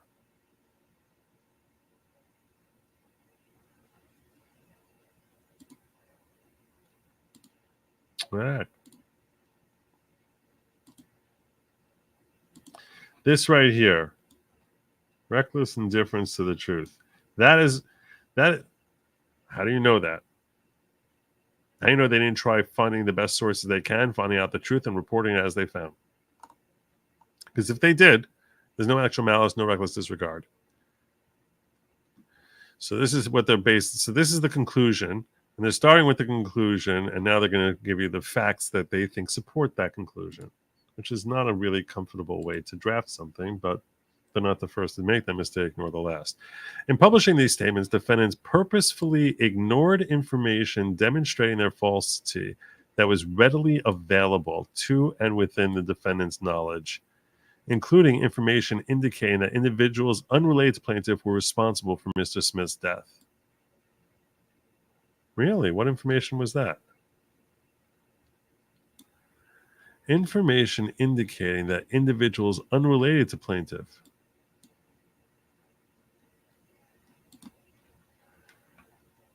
So in other words, they knew that Buster could be exonerated, and yet they still tarnished him with the label of being a murderer. Defendants' publication or republication of defamatory statements are unfair and biased, and the defendants deliberately chose to omit from the series information contradicting the above described defamatory statements. Well, now you're going to need to establish you're going to need to prove this in court. You're going to need to prove this in court, right? You're going to need to establish that they had access to information that was indicating that that there are other people who were involved in his death.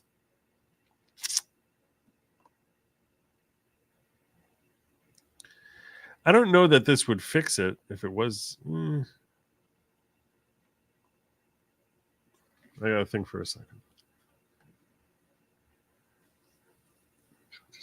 Reckless disregard for the truth. Reckless disregard for the truth. If I know this exonerating stuff. So let's say I have good evidence, and then I have bad evidence for this story. And I leave out the bad evidence for my story and only present the good evidence. Is it more of a reckless disregard for the truth because I cut out the bad evidence?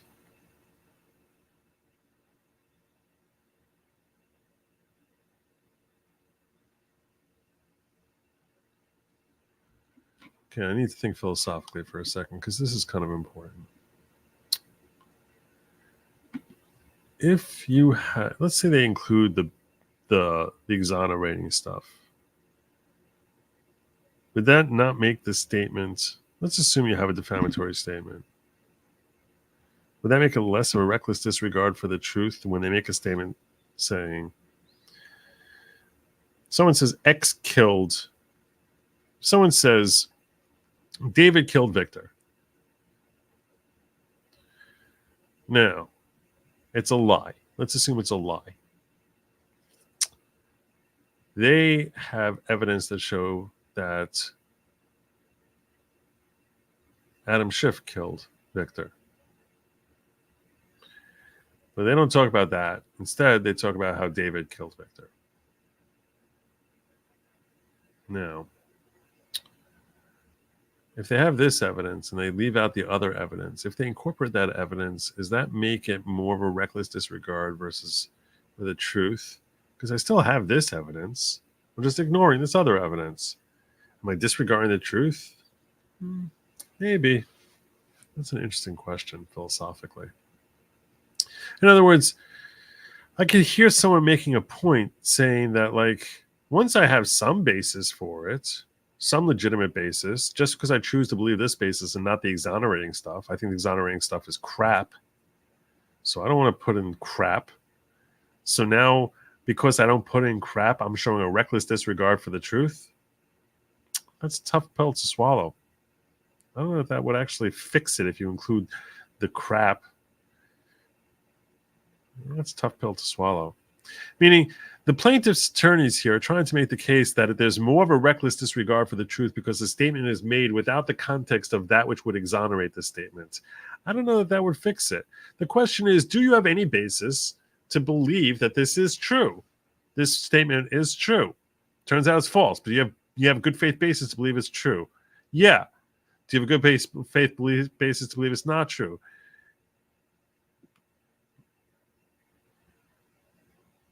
Perhaps. But I still have a basis that says it's true. Does the basis that knocks it out, the countervailing evidence, if I incorporate that, does that now change whether or not there's a reckless disregard for the truth? When I make this statement of David killed Victor? I don't think I agree with that philosophically. This really likely will vary significantly from one jurisdiction to another. So I won't weigh in on what South Carolina is going to do in this context. But I think it's an interesting philosophical question to sort of mull over. Sean Courtney Kent buys for sundress season months.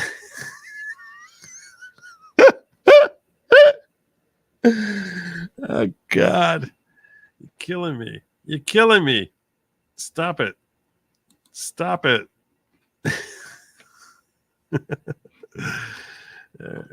All the above described statements were defamatory. See, I don't like above described. It should be above statements. Describing statements is never strong. That's not strong. That's not what you want to be saying. Falsely accused plaintiff being involved in the murder of Stephen Smith as a result of specific false and defamatory statements made by defendants and republished by defendants, and the plaintiff's reputation has been irreparably damaged and suffered mental anguish. It's terrible to be Buster. Plaintiff is entitled to actual damages and punitive damages because the reckless conduct of the defendant is falsely accusing him of being involved in the murder of Stephen Smith. Okay, so they're very thin on the recklessness. Not going to kid you. This is very thin. You don't really say what evidence they had to show that other people were involved. See, if you have something that is rock solid evidence to show, hey, like for example, here would be a great thing. Okay, let's say they have all these different folks who are speculating about Buster being involved in the murder, and they leave out the fact that, oh, by the way, someone else was convicted of this murder. So that kind of shows a reckless disregard for the truth, because it's nice that you have all these theories, but a jury already convicted this guy, someone else, of doing this murder. So when you're excluding that kind of evidence, that to me shows reckless disregard for the truth. But if you have competing things of there's reasons to believe A, and there's reasons to believe not A, and I happen to choose to believe A rather than not believing, and rather than choosing to believe to the not believe A evidence, is that reckless disregard for the truth? I don't think so.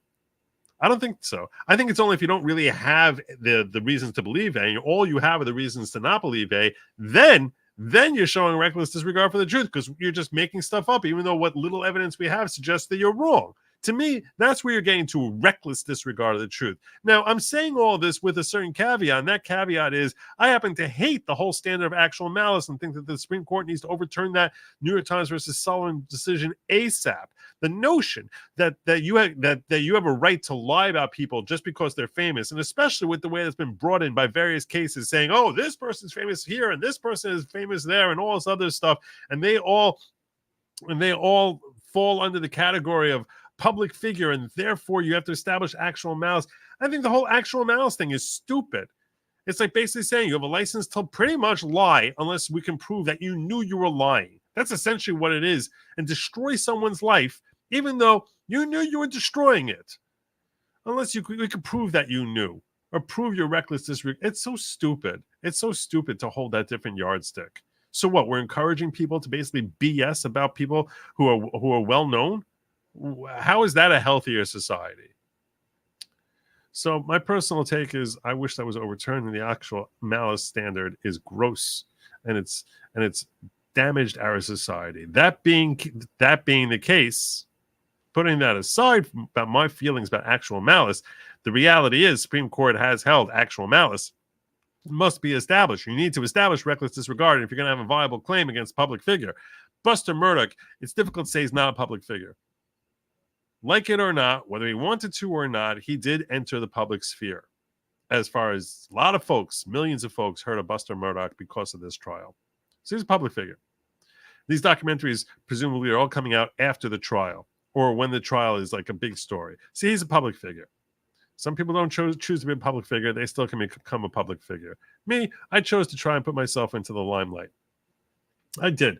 I recognize that, hey, God forbid someone defames me, I probably would have to establish actual malice. I'm not admitting that, I'm conceding that right now, to be 100% clear. But I would struggle to fight against it in a court of law. I can't deny that. I'm classified as a public figure. Although I would say, the thing is how I have 98,814, 835. I'm not at 100,000 subs, and I'm not really a public figure. So you better be careful. You're going to be lying on me, because I'm not a public figure until I hit 100. And my personal estimation, until I hit 100,000 subs, I ain't no public figure. So if you're planning on lying on me, You probably should sub up. Anyhow, my point is this: my overall assessment of this lawsuit. How strong or weak do I think this lawsuit is? I'll tell you right now, scale of 1 to 10. If I'm Netflix, let's see. Let's look at it with respect to each of these defendants, because they are different defendants. Okay, so let's go through three different documentaries that they talked about, and let's talk about how good it is, how likely they are to get a dismissal. Okay, so we'll break it down that way.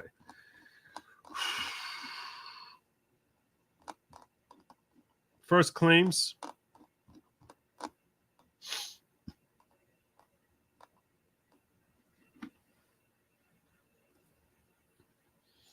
Against defendants Warner Brothers Discovery, defendant Warner Brothers, where they subtly accuse plaintiff of being the murderer and you don't give me statements. For me, this is a fail. Alluded to a number of times as the murderer of Stephen Smith. You don't want to give me a statement one time. You're just saying it's an illusion. You don't want to give me a statement. If I'm just telling you this, I'm not telling you what's going to happen. I'll tell you right now. If I was the judge and you gave me this, I'd say nope, nope, nope, nope, nope, nope, nope, nope. Statements about planning for defamatory. You got to give me statements. You got to give me statements. And for that, I would let Warner Brothers out of this thing. I'd let Blackfin out of this thing because they produced that Murdoch Murder's Deadly Dynasty. I'm not saying they will get out. I'm simply saying I would. You gotta give me statements. Tell me what the statement is, not illusions. Yeah, I don't think that Buster's going to get very far against them. Now you want to go after the other Warner Brothers, the Low Country thing, and going after defendants Warner Brothers Discovery and Warner Media Entertainment pages. So that's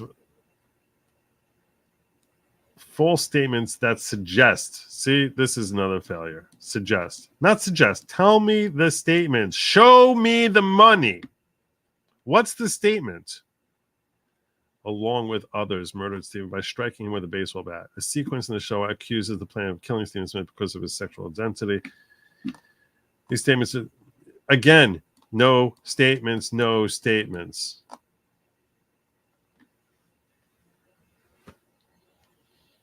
So I don't think Warner Brothers is going to be kept in this case.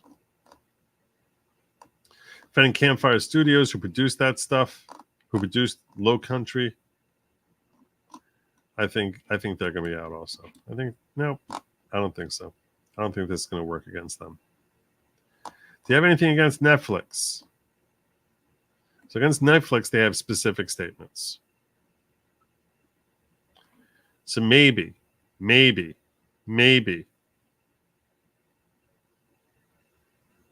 if you can get this pretty clear Stephen's death, I don't really think that is. I think everyone keeps coming to me and saying it was the Murdoch boys. That might make it. That might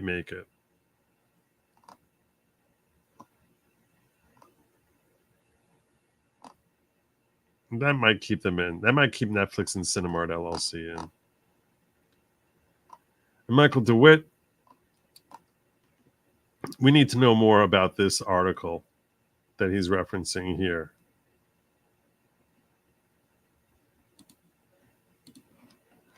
This article right here. It's referenced right there. This statement, we're hearing all these rumors about a possible connection. That's no. There's some truth to it. Maybe this one. I'm going to change this one to yellow. I'll change this one. There's some truth to it. That could work. Some truth. That does sound like a statement of fact. The more I think about this, the more I actually liking this one more as a possible claim. This one I'm liking more as I think about this more. What you're saying is there's some truth to it. Some truth to it. the context of him being a murderer, and you say there is some truth to it, that actually, the more I think about it, the more I like that statement as being a possible cause of action. Think about this. Insert your name, okay? Okay? People coming up to me and say, your name deleted John Smith. There's some truth to it.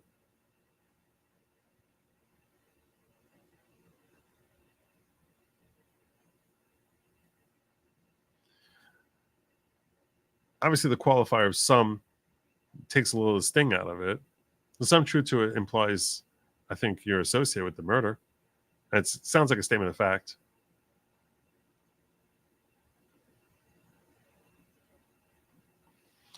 Maybe that overcomes it. And then there's this paragraph here. But then you gotta get past the reckless and disregard for the truth. I'm sorry. My gut says this case isn't going anywhere. That's my gut. I think 100K followers makes you a public figure. Looking forward to defaming you with impunities. Yeah. Well, that's your incentive to sign up, that you can then come after me and defame me all you want once I hit 100,000. Certainly more of a public figure at that point, right? All right. Where are we at? Oh, yeah, I had to talk about my case. Let me explain to you how we're going down to Florida. But first, let me double check, make sure I didn't miss anybody over in Rumble. I don't want anyone's panties in a bunch. I don't want nobody's panties in a bunch.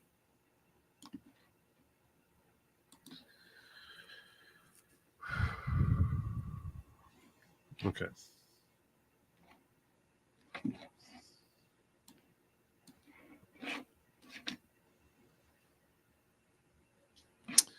I'm going to do this relatively quickly. Most of you who have been following this case, where I've been going after Judge Merchant and trying to overturn the gag order that was issued here in New York, and my primary objective, which ultimately is to overturn that DC Circuit Court case.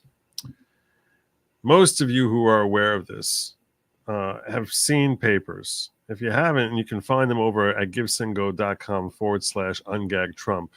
Wait, what did he said that too fast? Say it again, Joe. What was that? Oh, it's in the banner. Yeah, it's that. givesendgo.com/ungagtrump. So most of you know my arguments. I'm not going to review all my arguments in great detail. If you haven't, I'm going to refer you back to this video right here.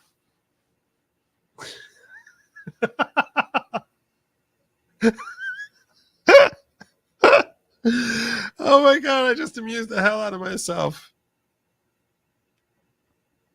The reason I amuse the hell out of myself is because a lot of times you're watching videos, you know how they like sort of reference you up to like some other video that gets linked. The reason I think that's really funny is because A, I got 3,900 of you watching me live right now, and none of you would see that link there. And B, because it implies that sometime in the future, I'm actually going to insert some link there, which I know I never, ever will. Sorry. Sometimes I just use myself. All right. Well, anyhow, I digress. But I digress. Okay. All right. So let me know if you're back from this link, and I'll get back into the rest of this story. All right. Here we go. Here's a declaration that they put, that this was all drafted by Ron Baruti, and I'm saying that as a compliment to him because his work here was fine. Fine. And I mean, when I say fine, I don't mean adequate. I mean fine. Very fine. Like that's a fine boat. All right, so we're going to start with this declaration from me. This is, I think he pretty much stole what I had written before. I'm pretty sure he copy and pasted this from what I put in my papers, where I said, I'm the owner of Good Lawgic LLC, New Jersey limited liability company, fully familiar with the facts set forth. I make this declaration in support of Good Lawgic's motion seeking leave to file a brief as amicus curiae herein. So you obviously put that in. He modified this because that wasn't in before. I'm duly licensed attorney of law, state of New York, practiced law for about 25 years. My background primarily is in commercial litigation. In or around 2021, I began podcasting on YouTube channel Good Lawgic. Right here. On about September 6, 2022, I formed Good Lawgic LLC, a New Jersey limited liability company, and began operating my podcast to benefit that corporate entity. Focus of my podcast is law and legal cases. It can be found on YouTube and on most social media platforms. As of today, 96,500. Oh, we got to update that. Update that.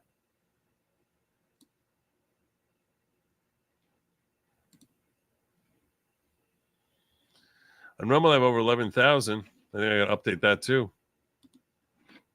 I'm at 12. Man, I remember when I wrote this. I was a kid back then. I was just a young buck back then when I only had 96,000 followers. Those old days, man. I was small potatoes back then. Remember those days when I had only 11,000 followers, subs on Rumble? Man, I was small time back then. I do a podcast 5 or 6 days a week. Routinely have over 10,000 views per episode. I routinely appear on various podcasts that have over 1 million views. During the trial at Conrad House, I joined the Ricardo Law channel.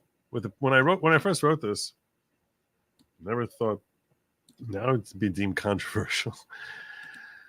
Actually, just to let you know, by the way, I actually spent like an hour and a half talking to Nick today. I was just covering a whole host of topics with him. A whole host of topics. An hour and a half that I spent talking to Nick today.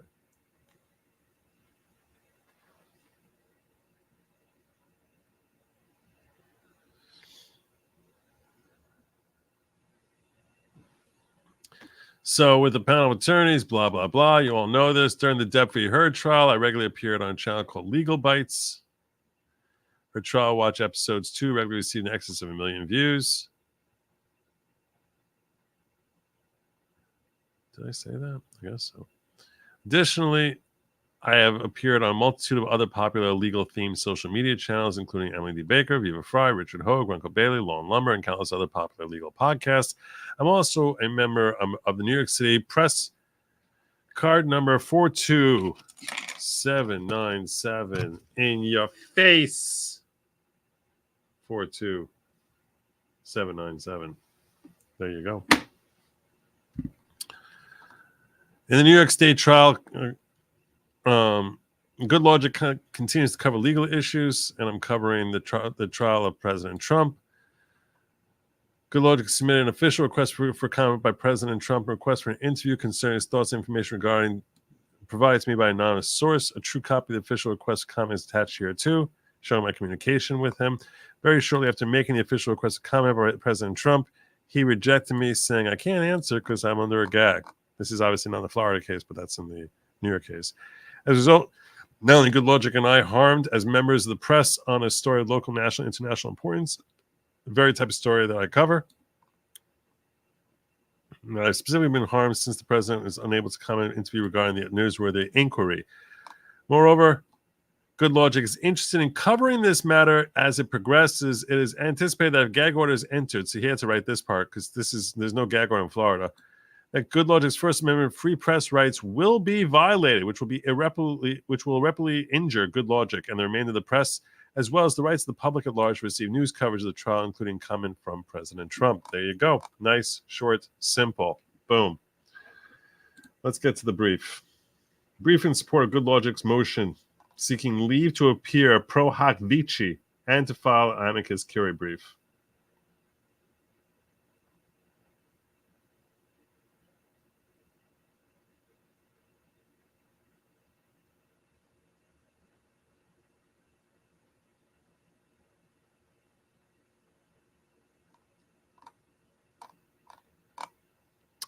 So pro hoc vici In case you're wondering, what does that mean? What's that? What is that? What you talking about, Willis? I'm going to undo that because I don't like how that worked. This pro hoc vici thing here. It's not pronounced pro hoc vice. It's pro hoc vici.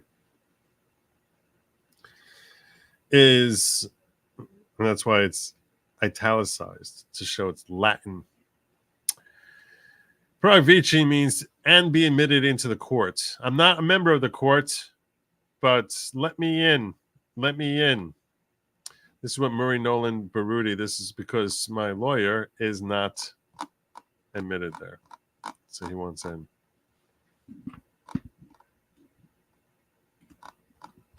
So please let him in to argue, because if he gets accepted and there's an opportunity to argue, he wants to be able to actually go in there and argue. Statement of the case. Good Lawgic LLC is a media company which covers trial and legal issues on an almost nightly podcast, which has thousands of listeners and followers. Good Lawgic is owned by Joseph Neerman, who hosts the podcast, official member of New York City Press. Previous endeavor to obtain comment President Donald Trump regarding important matters related to criminal trial in New York, and also to interview President Trump related to his criminal trials. Trump has already once turned down Good Lawgic's media request due to a gag order imposed on President Trump in New York.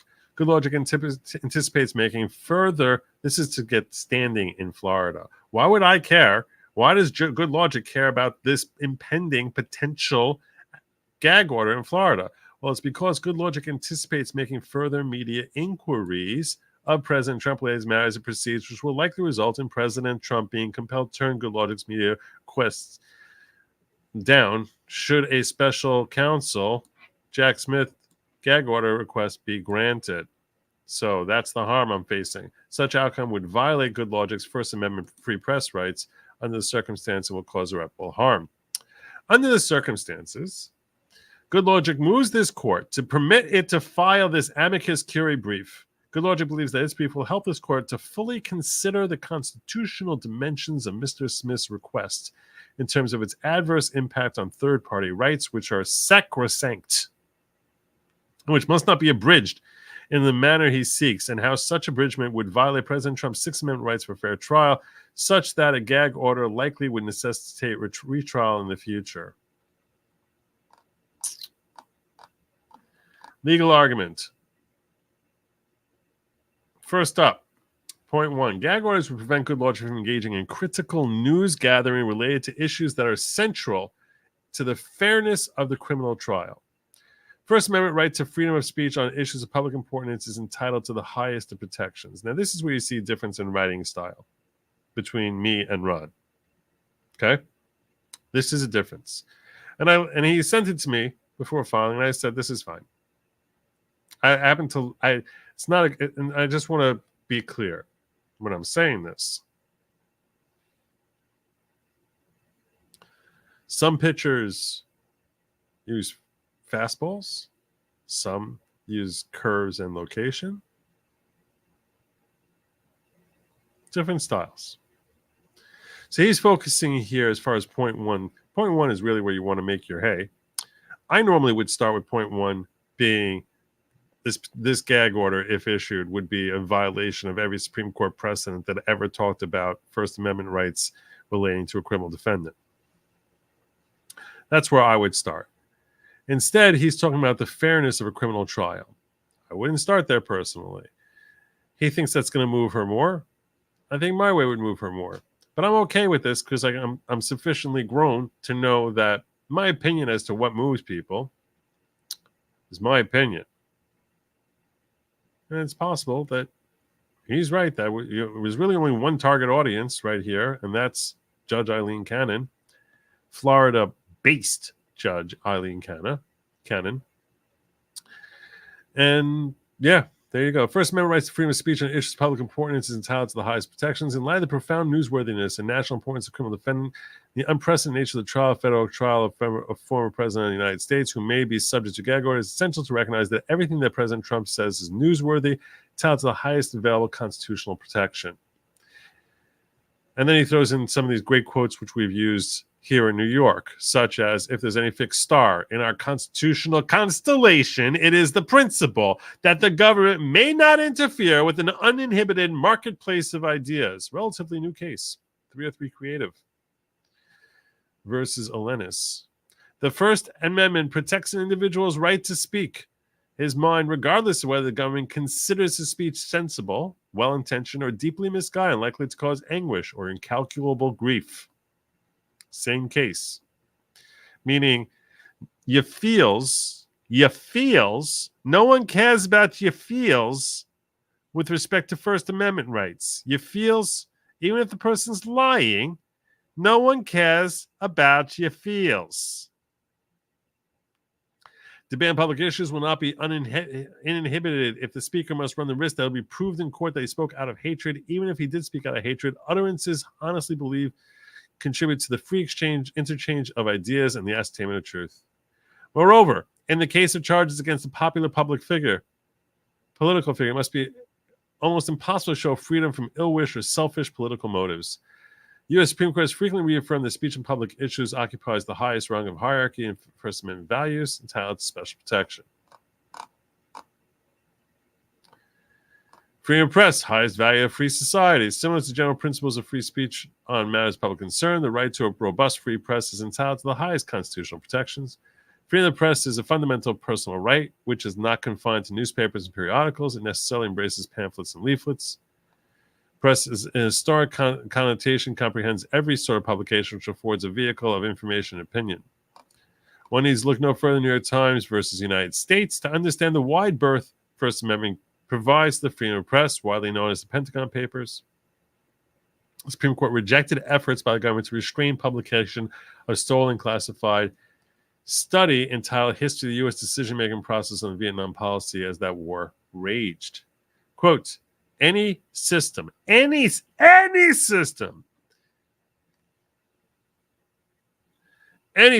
prior restraints on expression comes to this court bearing a heavy presumption against its constitutional validity. Government thus carries a heavy burden of showing justification of the imposition of such restraints.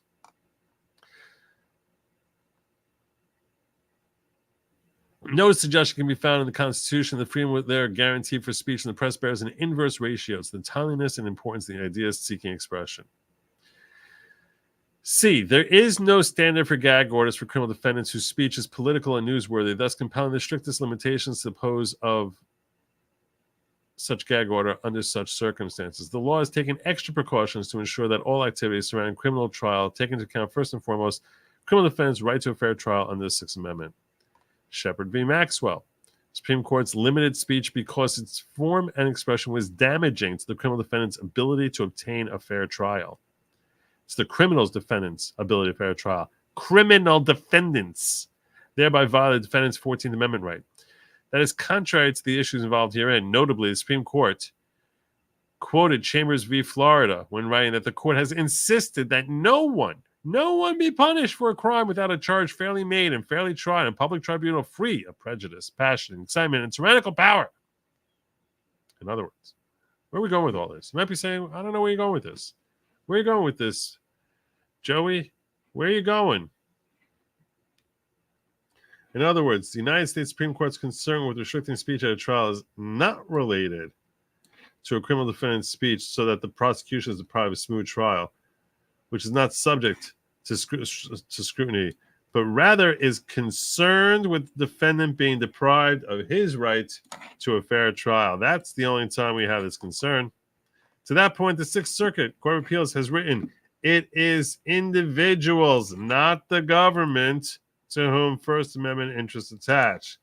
To the extent that publicity is a disadvantage for the government must tolerate it. Government is our servant. You are our servant. Worship me. Worship me. Government, worship me. I am your master. I am your master, government. You're our servant. Or, I guess you could put it a different way and say, hey, government, seeing as how you're supposed to be serving the people, Donald Trump part of the people. Government, you're Donald Trump's bitch. That's essentially what it's saying. You're a servant of Donald Trump. I ain't write it. Sixth Circuit wrote it. I think it's a great quote, though.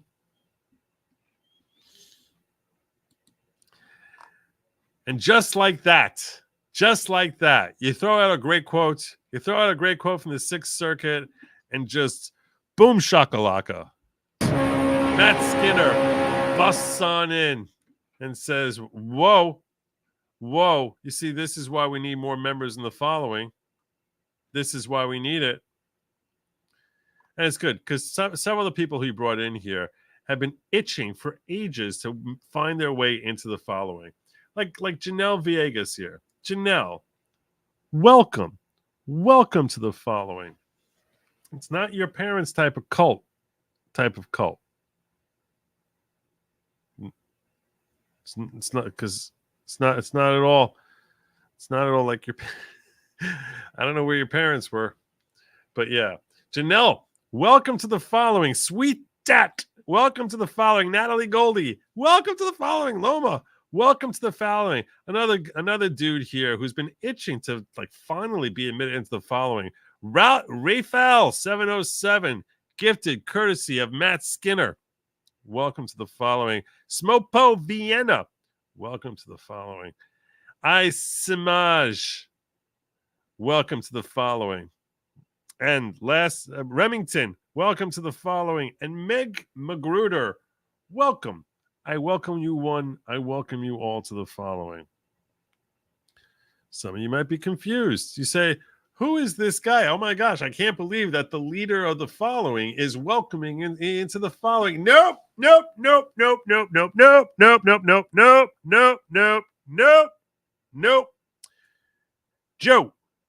Joe is your host. Joe is not, say it, not the leader of the following. Joe is not the leader of the following.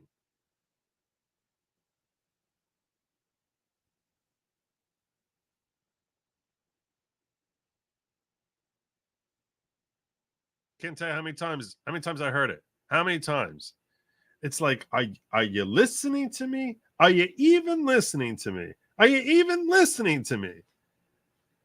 So many times people just like, oh, there's our fearless leader. Like I'm sitting on some mountaintop there with my fingers clasped together saying, oh, you may ask me 3 questions. No, I'm not the leader of the following. Okay, I am not. Say it.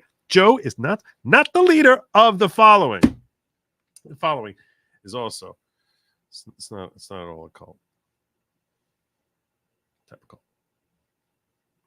Okay? It's not at all a cult. Type of cult. So, welcome.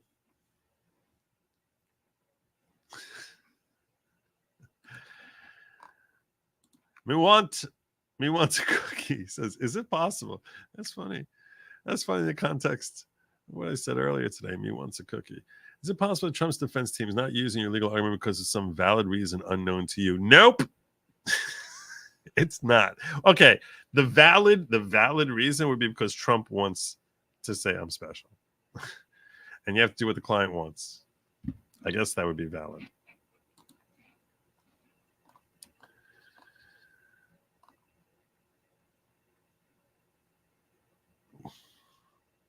Remember yesterday I was telling over the story, by the way, of how I went to these different attorneys? You might have heard that story. If not, if you didn't, and we'll come back to this in a moment. If you missed that story, I talked about it yesterday. You can check in the link below. Check in the link below to yesterday's video where I talked about how I spoke to 3 different Floridian attorneys trying to find counsel, and that I left a voicemail with Peter, the 4th attorney. Not that Peter. I know he's not that Peter. No, not that Peter. Okay? It's not that Peter. Okay? You don't know this Peter. Okay? This guy's not a lawyer, you know. Okay? It's not that Peter. And I like the other Peter too. the one you all know. This is a Peter you don't know, okay? So it's a different Peter. There's more than one Peter attorney in Florida, okay? So spoke with Peter today. He called me. He loved my arguments. Like loved my arguments. He's like, "Oh my God, you are so spot on." To answer your question here. To answer your question. He's like, "You're right. It's much stronger. He should be making these arguments. He should. What can I do to help?" I said, "I'd like you." Well, I was going to ask you to help file it, but I think I might have another attorney who's going to be filing it. But I did call you when I didn't have that attorney. And I thought you'd like to hear it. He's like, "I'm glad you told me this story. I'm glad you told me. I wouldn't be able to help you anyway because I represent Donald Trump."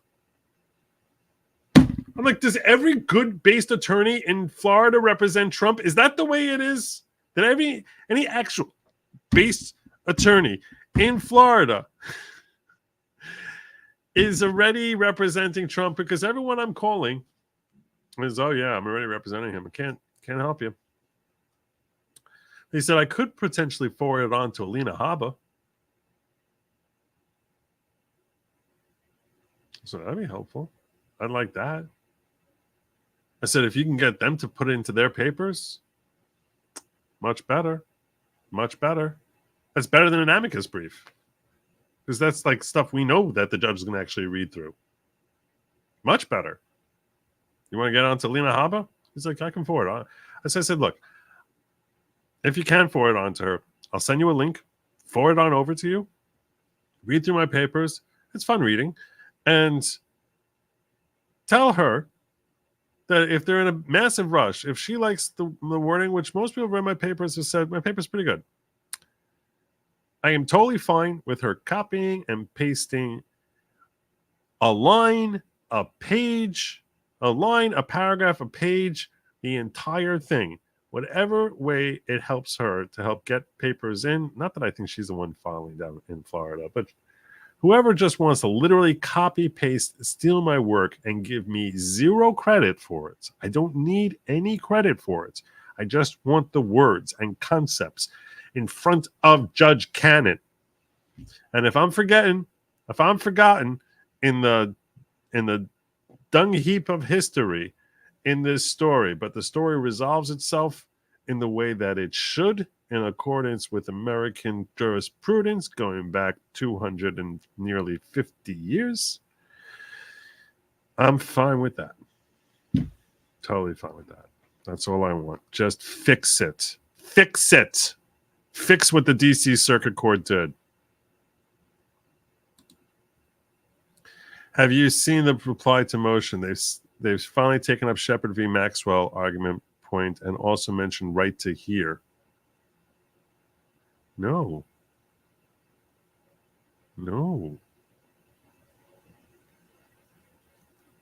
Really? Now I want to see that.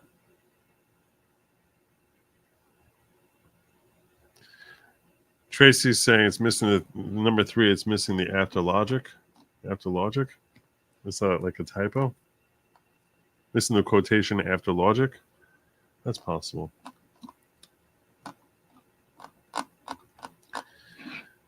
I'm not fixing it. I ain't drafted. I ain't fixing it. It's like way too many hassles to try and fix a quotation. I appreciate you picking up on it. I'm gonna assume you're correct. Number 3. This other thing. You're right. It should have had a quotation here. Good catch. Okay.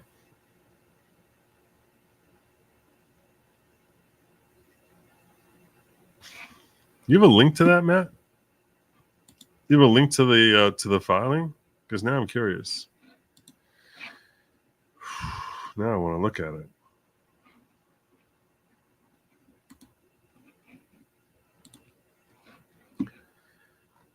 Further, Gentile v. State Bar of Nevada. Concerning the standard for placing restrictions on attorney speech related to pretrial publicity, again, the question of whether a criminal defendant could be gagged during trial was not an issue.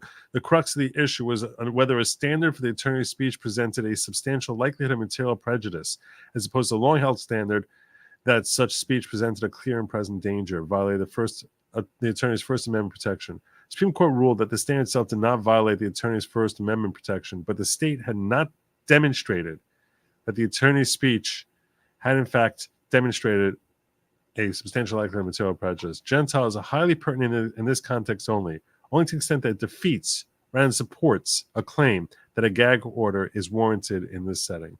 For instance, the Supreme Court noted that regardless of whether serious and imminent threat or substantial likelihood of material prejudice standard is applied, each requires an assessment of proximity and degree of harm. Respondent and the DA offer no evidence that President Trump's words have proximity to any real-time harm of any degree, but rather is entirely anecdotal and lacking in approximation.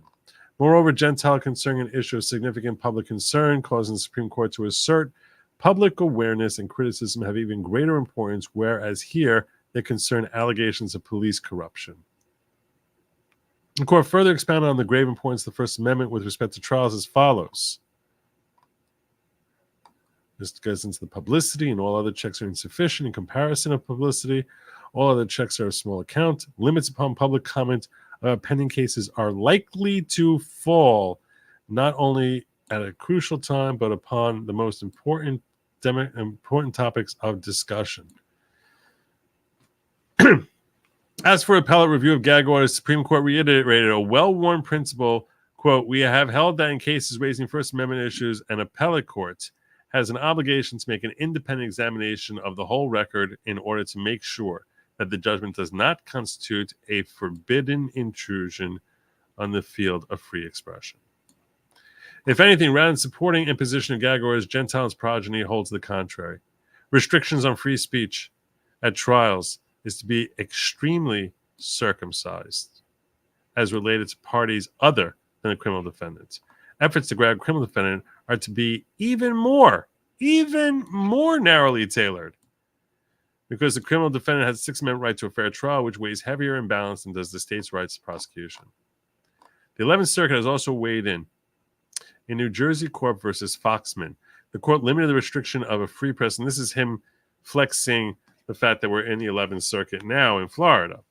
So 11th Circuit has also weighed in New Jersey Corp v. Foxman. The court limited the restriction of free press rights in a criminal trial to instances where interviews of trial participants and subsequent reporting created what the trial judge saw as potential inability of impaneling an impartial jury. That's it. In turn, whether such conditions exist, the trial judge first conducted a full hearing before entering the restrictive order, before concluding that there was no less restrictive means. You have to find no less restrictive means of safeguarding the defendant's Sixth Amendment rights. In light of the Supreme Court being very reticent to permit a defense attorney's speech in a police corruption case in Gentile to be curtailed, one can only imagine what they would say about curtailing the speech of a former president of the United States during the first ever criminal trial of a former president in federal court. Public perception of the criminal trial is magnified multiple times than that of the federal police corruption trial, especially since the former president is also the presumptive nominee for president of the political party in opposition to the prosecution's political party. If the gag in Gentile did not persuade the Supreme Court as to its constitutionality, it's almost impossible to see how the Supreme Court could find otherwise here. Moreover, since the Supreme Court noted that the clear and present danger test versus the substantial likelihood of material prejudice standard is a worthwhile examining the seminal clear and present danger case that predated Gentile. What finally emerges from the clear and present danger case is a working principle that the substantive evil must be extremely serious and the degree of imminence extremely high before utterances can be punished.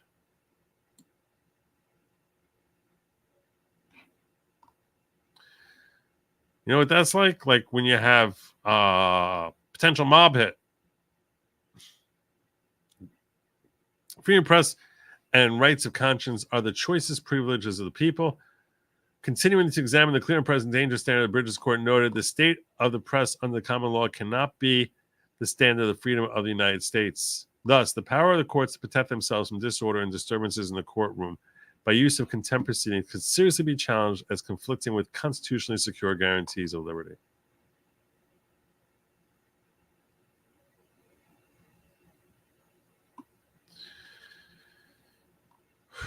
It is prized American privilege to speak one's mind, although not always with perfect good taste, on all public institutions. Enforced silence, no matter how limited, solely in the name of preserving dignity of the bench, would probably engender resentment, suspicion, and contempt much more than it would enhance respect.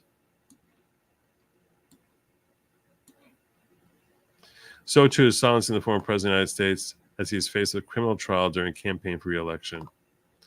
Why should we have leave to file?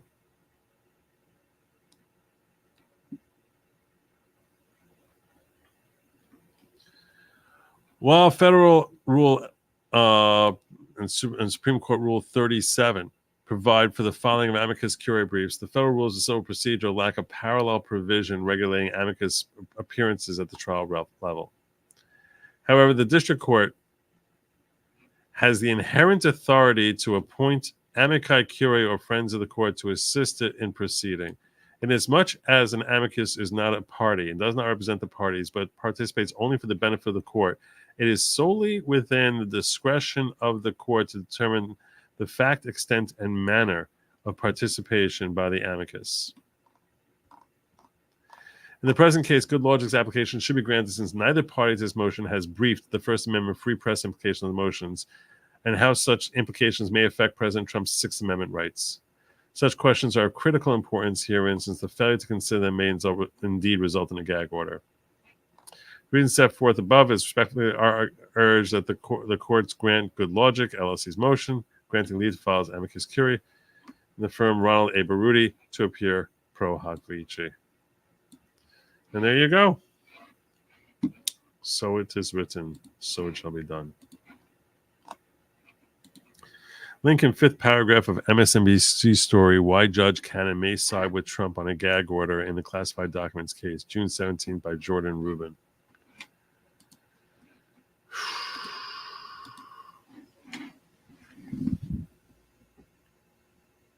Thank you.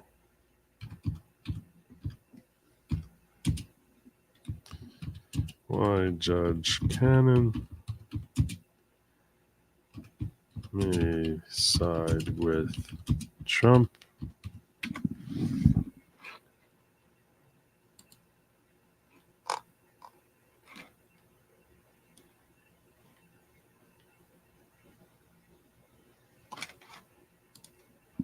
One, two, three.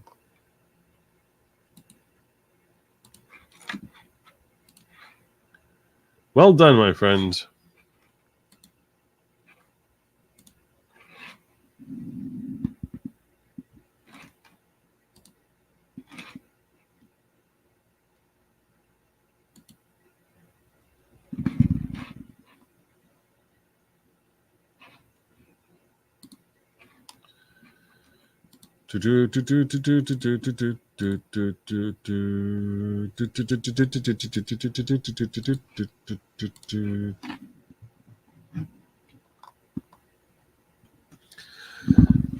All right, we're not going to go through his entire opposition.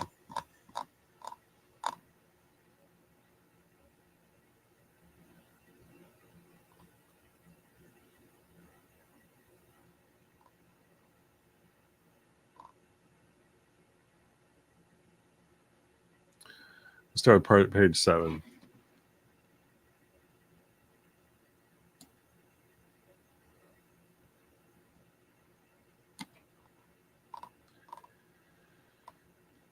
So this is Trump's filing criticism of government at the.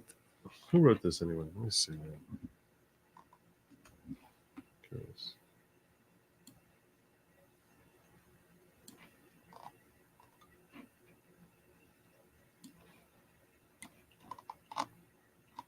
Oh, Chris Kise. Okay.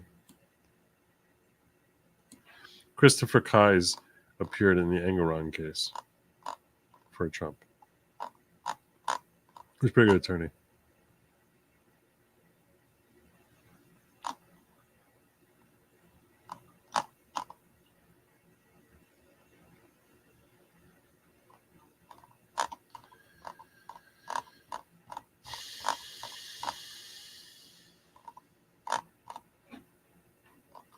Criticism of government is at the very center of constitutionally protected area of free discussion. Such criticisms must be free, lest criticism of government itself be penalized. Okay. Special counsel's office offers no basis for the claim that President Trump's protected campaign speech threatens the integrity of the proceedings. Even if it's substantiated, such a claim would not warrant modification of the current release conditions. Under the Bail Reform Act, the pertinent concerns are flight risk and safety. The office offers nothing to support the suggestion that either of these concerns is an issue based on the statements made in the motion, so they don't say it's a flight risk. Moreover, the court has implemented extensive and much less restrictive measures to avoid harassment or other risks to witnesses in this case. The name of every agent who participated in the raid has been redacted from the record. And in the place of those names, there is now a dizzying list of pseudonyms to keep track of. Accordingly, the court should deny the motion. There's no evidentiary justification for a gag order. Special counsel has failed to provide adequate evidence to support the gag order modification. The office submitted just 5 exhibits. Not one is from the FBI or other law enforcement. None of them supports their claim regarding risk or threats of violence and harassment. Trump and the defense are similarly unaware of any hostility, harassment, or risk of harm directed to any agent involved in the case based on any Trump statements. Exhibit 1, Truth Social post by Trump, describes defense litigation. Let me see if I can find here. I want to see where. So I really want to focus on the case law that they bring up. I'll incorporate a link to this. Do you have here? You don't have like table cases?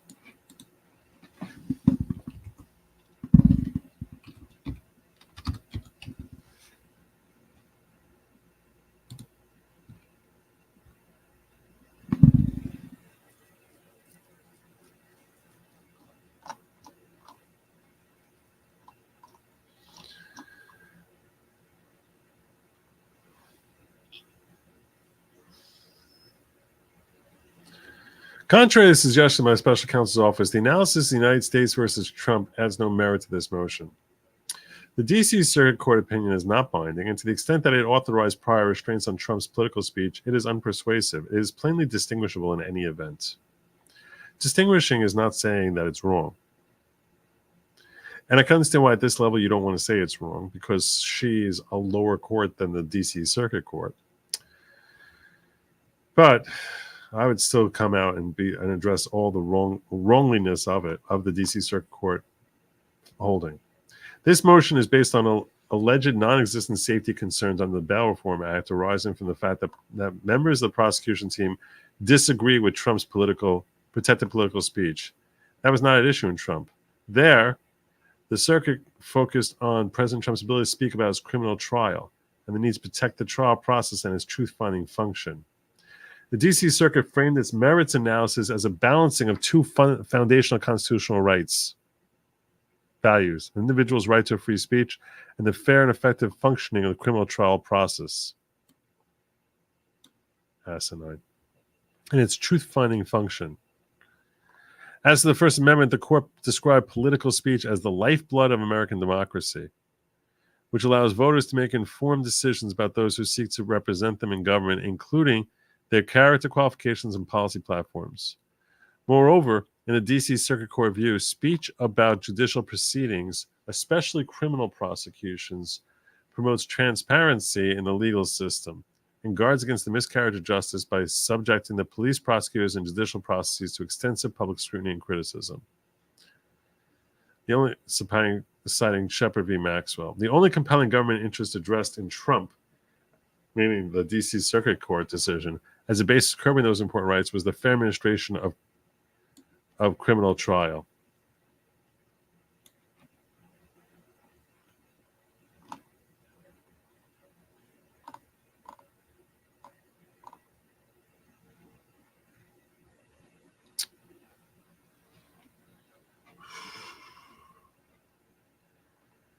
Moreover, the Trump panel rejected an effort by the district court to clarify its unconstitutional gag order by elaborating that the prior restraint covered only those kinds of targeting statements that could result in a significant and immediate risk to the integrity of these proceedings. Thus, the D.C. Circuit rejected 2 of the 3 modifiers proposed by the special counsel's office here. Significant and immediate as inadequate to address overbreadth concerns presented by gag order under review. So your proposed order wouldn't even work in D.C. Finally, the D.C. Circuit imposed a mens rea requirement that is absent from the gag order modification.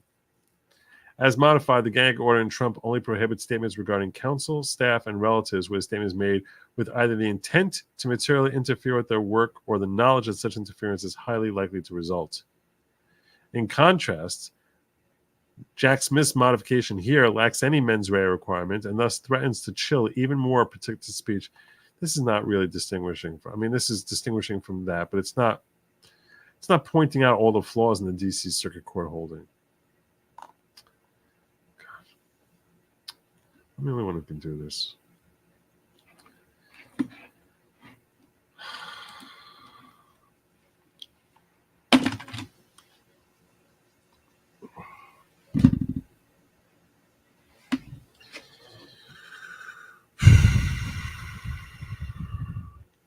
All right.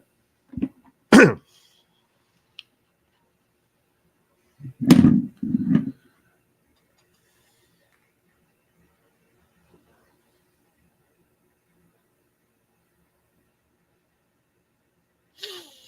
think it's time for me to start landing my plane. Get it out of your system. Get it out of your system. I know, I'll miss you too. It's going to be horrible. It's going to be awful. It's terrible when you're away. Terrible. It breaks my heart. It breaks my heart. But we have to land our plane eventually, especially since I haven't eaten any food today. So it's time for me to actually start. Kindly buckle your seatbelts, put away your trays and laptops as we are coming in for a landing.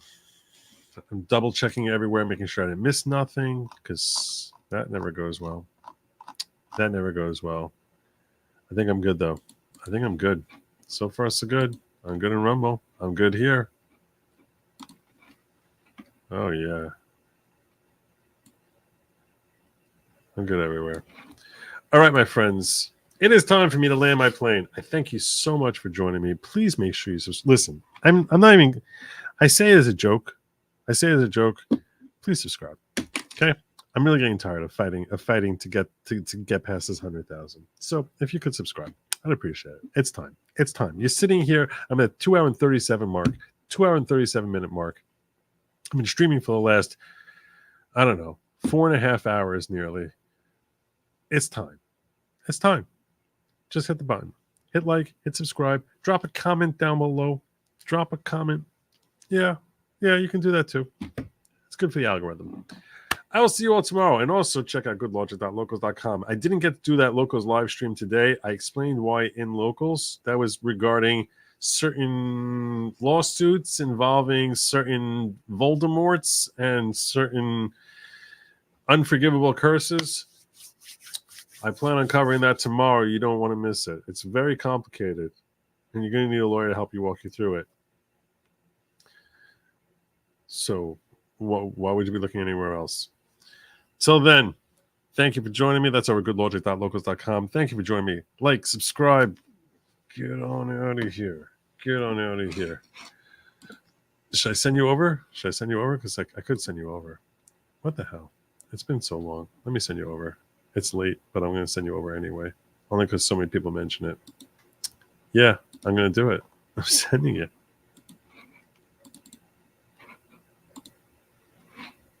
That's right. Sending my friend who was spent an hour and a half talking to him. You don't like it?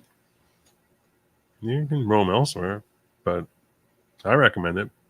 So, till then, take care of yourselves. Good night. Don't eat the bugs. And Godspeed.